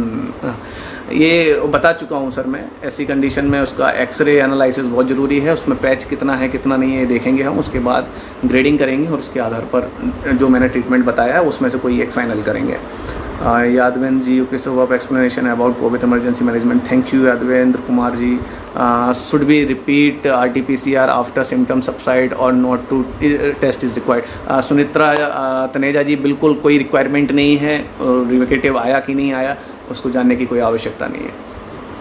और अभी तक की जो है 9 दिन के बाद या 10 दिन के बाद पेशेंट को वो दूसरे को संक्रमण नहीं फैलाता है, ऐसा आया है। लेकिन ये भी कंफर्म नहीं है कि है कि नहीं। लेकिन ये रूल आउट करने की बिल्कुल आवश्यकता नहीं है कि पेशेंट नेगेटिव हुआ है कि नहीं हुआ है। यदि उसके सिम्टम्स नहीं हैं और सबसाइड हो गए हैं, पेशेंट नॉर्मल फील कर रहा है, तो कोई चिंता की बात नहीं है। It's good that you are private. निकल गया message. Sir what to do in children? अरे यार इतनी तेज़ी से हो रहा है भाई। सर आप कौन सी कंपनी के मेडिसिन यूज़ करते हैं? इस केस में कोई भी कंपनी की मेडिसिन यूज़ कर सकते हैं जो मिल जाए आपके शहर में। और जो मल सिंदूर का है वो मैंने बताया है, वैद्यनाथ या सरमायु का करना है, या किसी का भी कर सकते हैं जिसमें रस कर्पूर हो। यूज़ ऑफ ऑक्सीमीटर, हाँ यस, SpO2 चेक करने के लिए आशुतोष जी ऑक्सीमीटर का प्रयोग करना है। लेकिन वो कब? जब मैंने बताया डीप ब्रीथ लेने पर पेशेंट को ठसका लगे या कफिंग आए ऐसा कुछ हो रहा है, then you should measure by saturation by pulse oximeter. Sir secondary bacterial infection होने पर क्या क्या करें? ये सेप्टिसीमिया, अरे यार बहुत तेज़ी से बढ़ रहा है भाई क्वेश्चंस, मैं पढ़ नहीं पा रहा हूँ। Sir your number and address? Doctor 9926268555, I am in Gwalior. बाकी की डिटेल्स फेसबुक पर मिल जाएगी आपको। Thank you Gaurang sir, thank you for watching, thank you for suggestions. Certificate course should be start only certified doctor to be allowed to treat such cases. आपका कहना सही है, लेकिन अपने हाथ से बाहर है ये चीज़। Yes, Ayurveda very ultra science, Raj Agarwal, yes, no doubt. It's like हम बोलते हैं प्रत्यक्षम किम प्रमाणम, लेकिन हम भूल जाते हैं कि ये बहुत छोटी बात कर रहे हैं। प्रत्यक्षम किम प्रमाणम नहीं, अप्रत्यक्षम अनल्पम। जो प्रत्यक्ष है वो अल्प है, लेकिन और जो अप्रत्यक्ष है वो अति है, अनल्प है, उसकी हम इमेजिन भी नहीं कर सकते। इसलिए प्रत्यक्ष को ही पूरा प्रमाण करके बैठ जाना सही नहीं। अप्रत्यक्षम अनल्पम, ऐसा हमारे आचार्यों ने बताया है। और वही है कि जितना हम प्रयास करेंगे, जितने हम आयास करेंगे, हम प्रयास करने से डरना छोड़ देंगे, हम प्रयास करने का पूरा कोशिश करेंगे, तो सफलता मिलती है। Thank you Anurag sir, very well explain, thank you very much, thank you sir. Sujata Chaudhary, exactly, thank you. Any specific questions you can ask, or any other question you can ask.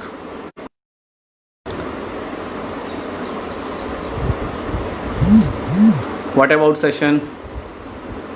ये भी आप लोग बता सकते हैं।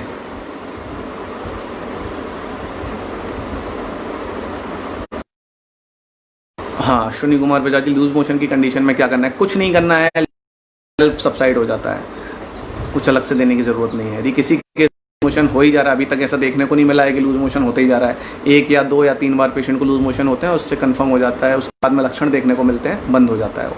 गोजीवादी क्वाथ या कोविड का उपयोग कर सकते हैं? यस, उत्कर्ष वाजपेयी जी, बहुत अच्छा क्वेश्चन है। गोजीवादी क्वाथ का प्रयोग पोस्ट कोविड करना चाहिए। जिन लोगों को ड्राई कफ या ड्राई शुष्कता हो रही है, ऐसी कंडीशन में करें। जब कफ नहीं होना चाहिए, उसको हम स्टेथोस्कोप से या एक्सरे के माध्यम से चेक कर लें। उस कंडीशन में गोजीवादी, एक केस हमने किया था, वो ग्वालियर का ही था, और ARDS निमोनिया की कंडीशन में था, सॉरी ARDS नहीं, निमोनिया की कंडीशन में था, लेकिन उसको श्वासकाश चिंतामणि और गोजीवादी क्वाथ से फ़ायदा हुआ था, बाकी की चीज़ों से फ़ायदा नहीं हुआ था उसको। सर, इमरजेंसी मेडिसिन को पढ़ना चाहता हूँ। इमरजेंसी मेडिसिन की कोई अलग बुक नहीं है। इमरजेंसी मेडिसिन तरीका है, आपका बेसिक कॉन्सेप्ट कितना अच्छा है इस पर डिपेंड करता है, और आप कितना रिस्क ले सकते हैं अपने नॉलेज के साथ, इस पर डिपेंड करता है। कोई ऐसी बुक नहीं है कि भाई इमरजेंसी के लिए आप इसमें से फार्मूला उठा के दे दो। Ayurveda is not about formula. Covid patients में जो डायबिटीज़ का पेशेंट है, उनका ब्लड ग्लूकोज, अरे यार, वायरल डायरिया होने पर क्या करें? वायरल डायरिया होने पर आनंद भैरव रस का प्रयोग करें। यदि किसी पेशेंट को ज्वर भी है और उसको अतिसार भी है, तो आनंद भैरव रस का प्रयोग करें। सिर्फ अतिसार है तो भी उसको आनंद भैरव रस का प्रयोग करें। वायरल कोविड में भी यदि ऐसा हो रहा है तो भी आनंद भैरव रस का प्रयोग कर सकते हैं, यदि बंद नहीं हो रहा है। नॉर्मली देखा गया है कि कोविड में बंद हो जाता है अपने आप, लेकिन नहीं हो रहा है तो आनंद भैरव रस का प्रयोग कर सकते हैं। बेस्ट मेडिसिन है। ज्वर और अतिसार जब एक साथ हो तब आनंद भैरव रस का प्रयोग बेस्ट है। सर, लंघन एवं पथ्य के बारे में, लंघन का मैंने बताया ही है। लंघनम लघु भोजनम, शुरुआत के कुछ दिनों में जब पेशेंट इन्फेक्टेड हुआ है, संक्रमित अवस्था में है या डाउट कंडीशन में है, तो उसको 3 दिन तक बहुत लघु आहार लेना है। कफवर्धक आहार विहार नहीं लेना है, दूध दही नहीं लेना है, खिचड़ी जैसा कुछ लेना है, गर्म पानी पीना है। आधा पानी पीने से हो जाता है, तो गर्म पानी बहुत ज़रूरी है। गुनगुना पानी पेशेंट पिए, ये इतना पर्याप्त होता है। सर, लंघन तो करके बहुत भूख लगने पर what should we give to patient? हाँ, लंघन किया है और उसके बाद में अच्छी भूख लग रही है पेशेंट को, तो उसके बाद में उसको खिचड़ी देनी है, और 2 दिन के बाद उसको सामान्य आहार पर ले सकते हैं, कोई प्रॉब्लम नहीं है। पेशेंट कोविड नेगेटिव के आने के बाद क्या अमृता रेस्ट दे सकते हैं? बिल्कुल दे सकते हैं उत्कर्ष वाजपेयी जी, नो प्रॉब्लम। माइल्जिया और थोड़ी बहुत जो पेशेंट को हरारत फील होती है वो उससे रिकवर हो जाती है।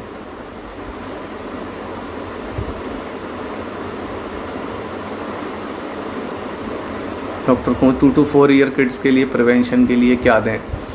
सेम गाइडलाइन है, कुछ नहीं है। आप ज़्यादा है तो कुमार कल्याण रस का प्रयोग सूक्ष्म अवस्था में कर सकते हैं, या बाल चतुर्भद्र का प्रयोग 1 ग्राम दिन में 2 बार। ये 2 मेडिसिन में कोई भी मेडिसिन जो अफोर्ड हो सकती है पेशेंट से, वो ले सकता है। सर, प्रेगनेंसी विद कोविड में क्या कर सकते हैं? कुछ नहीं करना है, just wait and watch. Mostly cases में देखा गया है कि पेशेंट जिनको डिलीवरी हुई है उनके बच्चे को कोविड नहीं निकला है, तो डोंट वरी अबाउट दैट, क्योंकि उनके शरीर में उस समय काफ़ी ये इम्यून सिस्टम बहुत अच्छा होता है।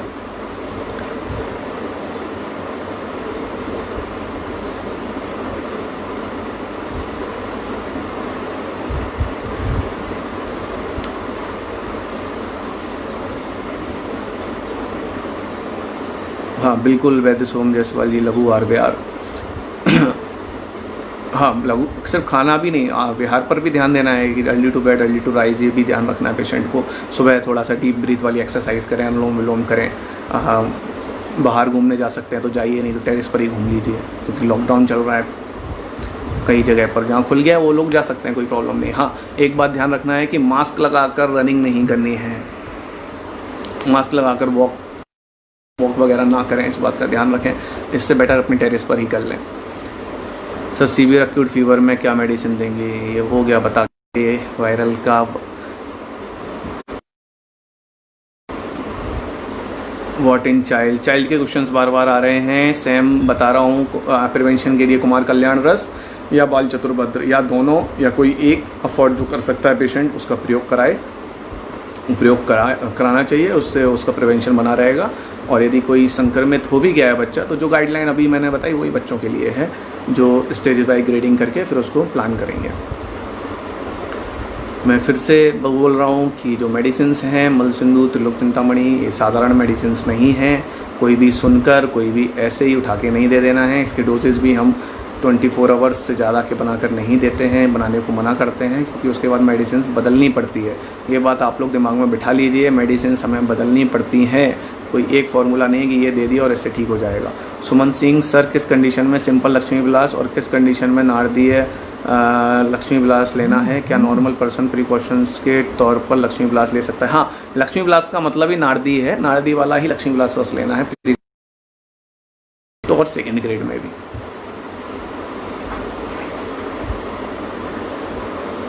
कितना टाइम हो गया? 1 घंटा 40 minute. Sonal Garg, very informative session, thank you.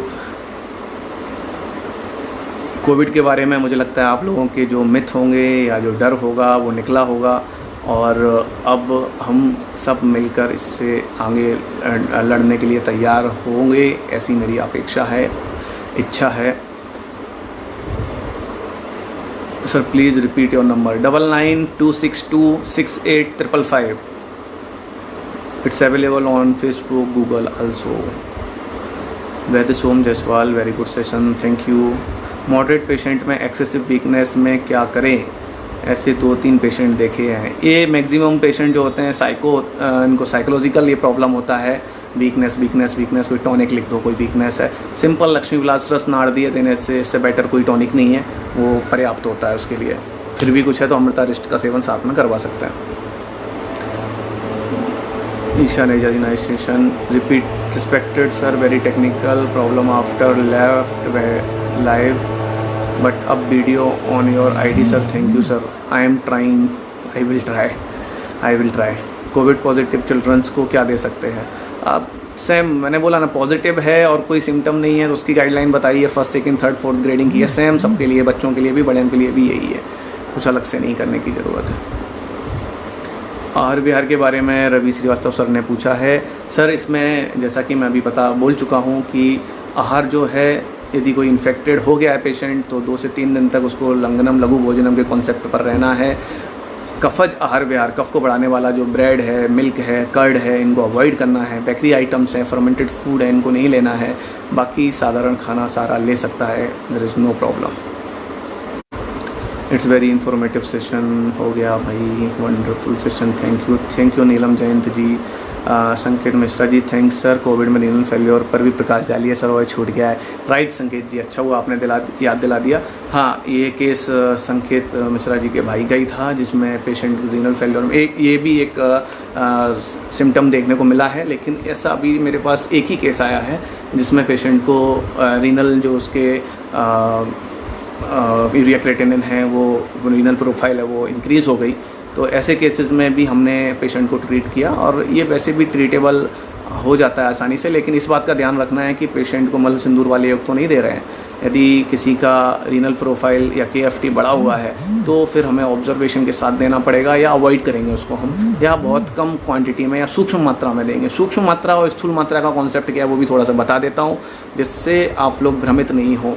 स्थूल मात्रा मतलब 60 mg हम डायरेक्ट दे रहे हैं पेशेंट को, स्थूल मात्रा है। अब जिन पेशेंट्स को मान के चलिए हार्ट रेट ज़्यादा है लेकिन पेशेंट क्रिटिकल कंडीशन में है या RDS की कंडीशन में है या कोलैप्स की कंडीशन में है, उस कंडीशन में आपको रीनल प्रोफाइल उसका KFT बढ़ा हुआ है, ऐसी कंडीशन में देना आपको मल सिंदूर है और कोई ऑप्शन नहीं दिख रहा है, तो ऐसी कंडीशन में जब मल सिंदूर का प्रयोग करेंगे तो वहाँ पर मल सिंदूर हम लेंगे 1 ग्राम और 1 ग्राम को हम सूक्ष्म करेंगे।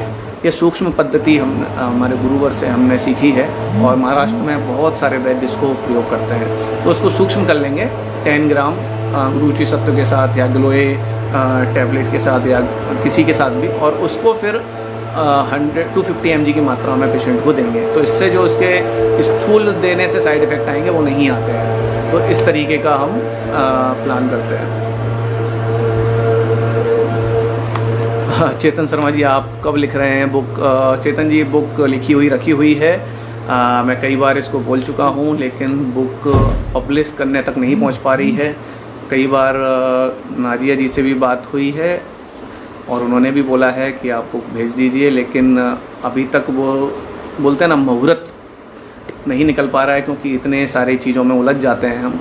तो कोशिश है, लिखी हुई रखी है, उसको सिर्फ फाइन टच देना है और उसके बाद में वो पब्लिश हो सकती है। तो आई एम ट्राइंग, लेकिन बोलते हैं ना कि अभी तक वो अंदर से एकदम से आवाज़ नहीं आ रही कि हाँ बिल्कुल आप कर ही दो। उसके पता नहीं क्या कारण है, और जब तक वो आवाज़ नहीं आती तब तक मैं कोई कार्य नहीं करता हूँ, ऐसा मेरा मानना है। तो I am waiting for this कि जल्दी से ऐसा कुछ हो तो हम वो बुक पब्लिश करा पाएँ। What medicine should be given in constipation after typhoid fever?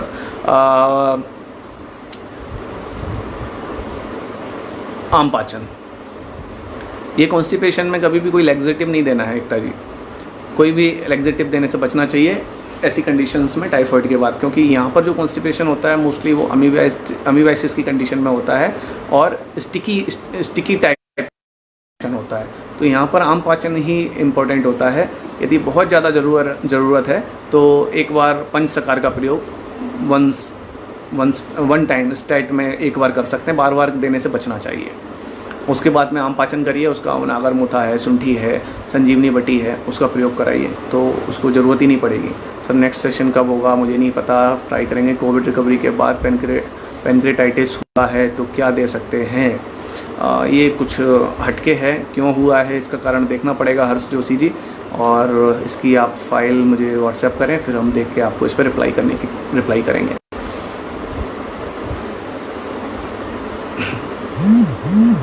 अभी भी लगभग 200 लोग लाइव हैं। आप लोगों के और भी कोई क्वेश्चंस हैं तो पूछते जाइए इससे रिलेटेड।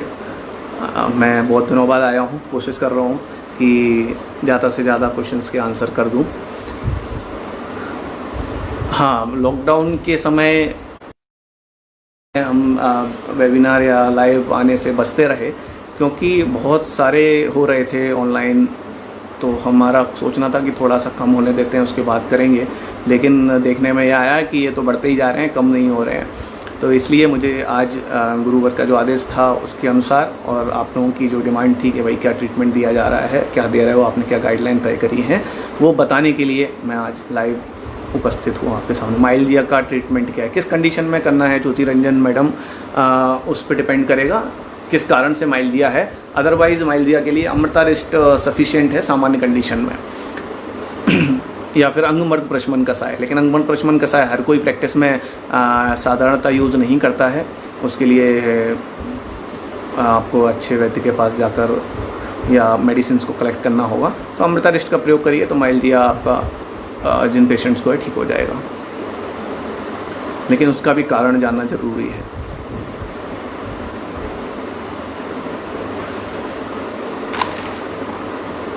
हाँ, एक बहुत इम्पोर्टेंट बात बतानी रह गई है, जो लोग चले गए हैं उनकी शायद रह जाएगी। बहुत इम्पोर्टेंट बात है जो रह गई है कोविड से रिलेटेड। अरे एकदम से लाइव होना शुरू हो गए जैसे बोला मैंने और जुड़ गए बहुत इम्पोर्टेंट बात है वो बता देता हूँ कि थर्ड स्टेज में जब मैंने बताया, या कोई भी स्टेज जब ऐसी हो रही है, फर्स्ट सेकेंड अपने को पता नहीं है, उसके बाद पेशेंट सामान्य है और पेशेंट को डीप ब्रीथ करने के बाद में उसको ठसका लग रहा है, तो थोड़ा सा वहाँ पर सीरियस हो सकता है पेशेंट, ये हमें समझना है। और वहाँ से फिर हमें उसकी स्क्रीनिंग करना शुरू करनी है, HRCT करनी है, कोविड टेस्ट भी हम उस समय करवा सकते हैं जिनका नहीं हुआ है। जो पॉजिटिव हैं उनकी तो आवश्यकता नहीं, उनको तो फिर हम एक्सरे करा के आगे देखेंगे भाई कोई उसका केस बिगड़ तो नहीं रहा है। इम्प्रूवमेंट नहीं हो रहा है, ऐसा तो नहीं है। तो ऐसी कंडीशन में पेशेंट्स को डायरेक्ट वेंटिलेटर या बाईपैप से बचाने का एक तरीका है बहुत। उस कंडीशन जो भी पेशेंट्स को जो डिफ़िकल्टी हो रही है रेस्पिरेशन, तो उन सभी पेशेंट्स को प्रॉन वेंटिलेशन देना है। प्रॉन वेंटिलेशन क्या होता है, उसको प्रॉन पोजीशन में लेटे और आधे घंटे से लेकर 45 मिनट तक लेटे रहना है। ऐसा बार बार दिन में 4-5 बार पेशेंट कर सकता है। जब भी उसको डिस्ट्रेस हो, जब भी उसको क्या बोलते हैं इसको, ब्रीथलेस हो रहा हो पेशेंट, या डिफ़िकल्टी रेस्पिरेशन हो रही हो, उस कंडीशन में पेशेंट को प्रॉन वेंटिलेशन देना है। This is very effective. यदि आप ऐसा कर रहे हैं और उसके साथ में जो मेडिसिन ग्रेडिंग के हिसाब से हमने बताई हैं वो आप प्रयोग करा रहे हैं, उस कंडीशन में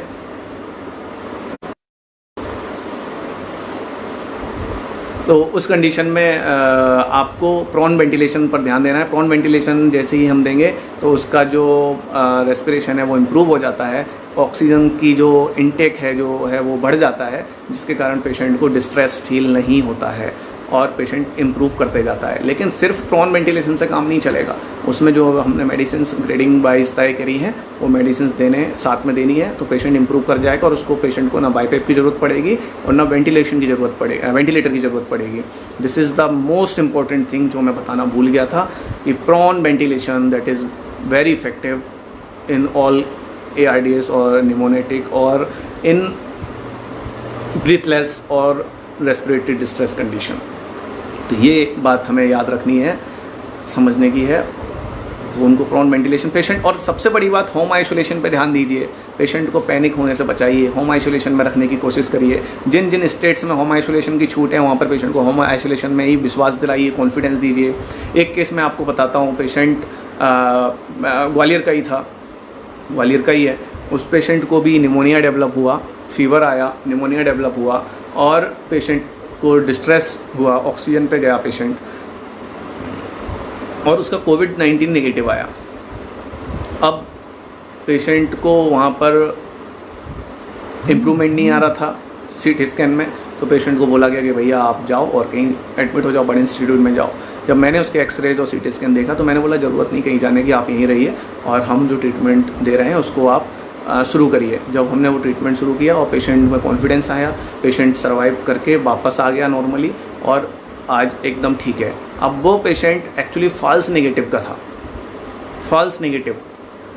तो ये बात भी हमें ध्यान रखनी है कि फॉल्स नेगेटिव और फॉल्स पॉजिटिव भी हो सकता है। ऐसा नहीं कोई नेगेटिव हो गया तो बिल्कुल बिंदास घूम रहे हैं, हमें तो कोई प्रॉब्लम ही नहीं है। यदि कोई सिम्टम आ रहे हैं और वो कोई भी प्रकार के कोविड-19 से रिलेटेड हैं, चाहे वो टेस्ट हो, चाहे वो स्मेल लॉस हो, चाहे टेस्ट लॉस हो, चाहे लूज मोशन हुए हों, चाहे उसको तो इरिटेशन ऑफ थ्रोट हो, शोर थ्रोट हो, कफिंग हो, ड्राई कफ हो, ऐसे लक्षण देखने को मिल रहे हैं, या उसके चेस्ट एक्सरे में पैच दिख रहा है तो उसको ध्यान रखना है कि वो फॉल्स नेगेटिव हो सकता है और फॉल्स पॉजिटिव भी बहुत सारे हो रहे हैं।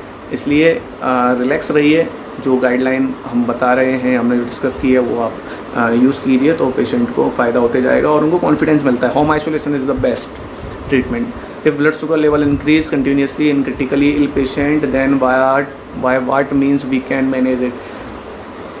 ऐसी कंडीशन में शुभम जी का प्रश्न है, डॉक्टर शुभम जैन का, हम इस तरीके से पेशेंट को नहीं देखते हैं, हम ये देखते हैं कि उसकी कंडीशन में कहाँ पर प्रॉब्लम आ रहा है। यदि ऐसी कुछ कंडीशन है तो ऑलरेडी हम गुड़ूची और मल्ल सिंदूर जैसे कल्प दे रहे हैं, उससे रिकवर हो जाता है। अलग से कुछ हम नहीं देते हैं और हमें आवश्यकता भी नहीं पड़ती है कि पेशेंट को शुगर को कम करने के लिए अलग से कोई दवा देनी चाहिए।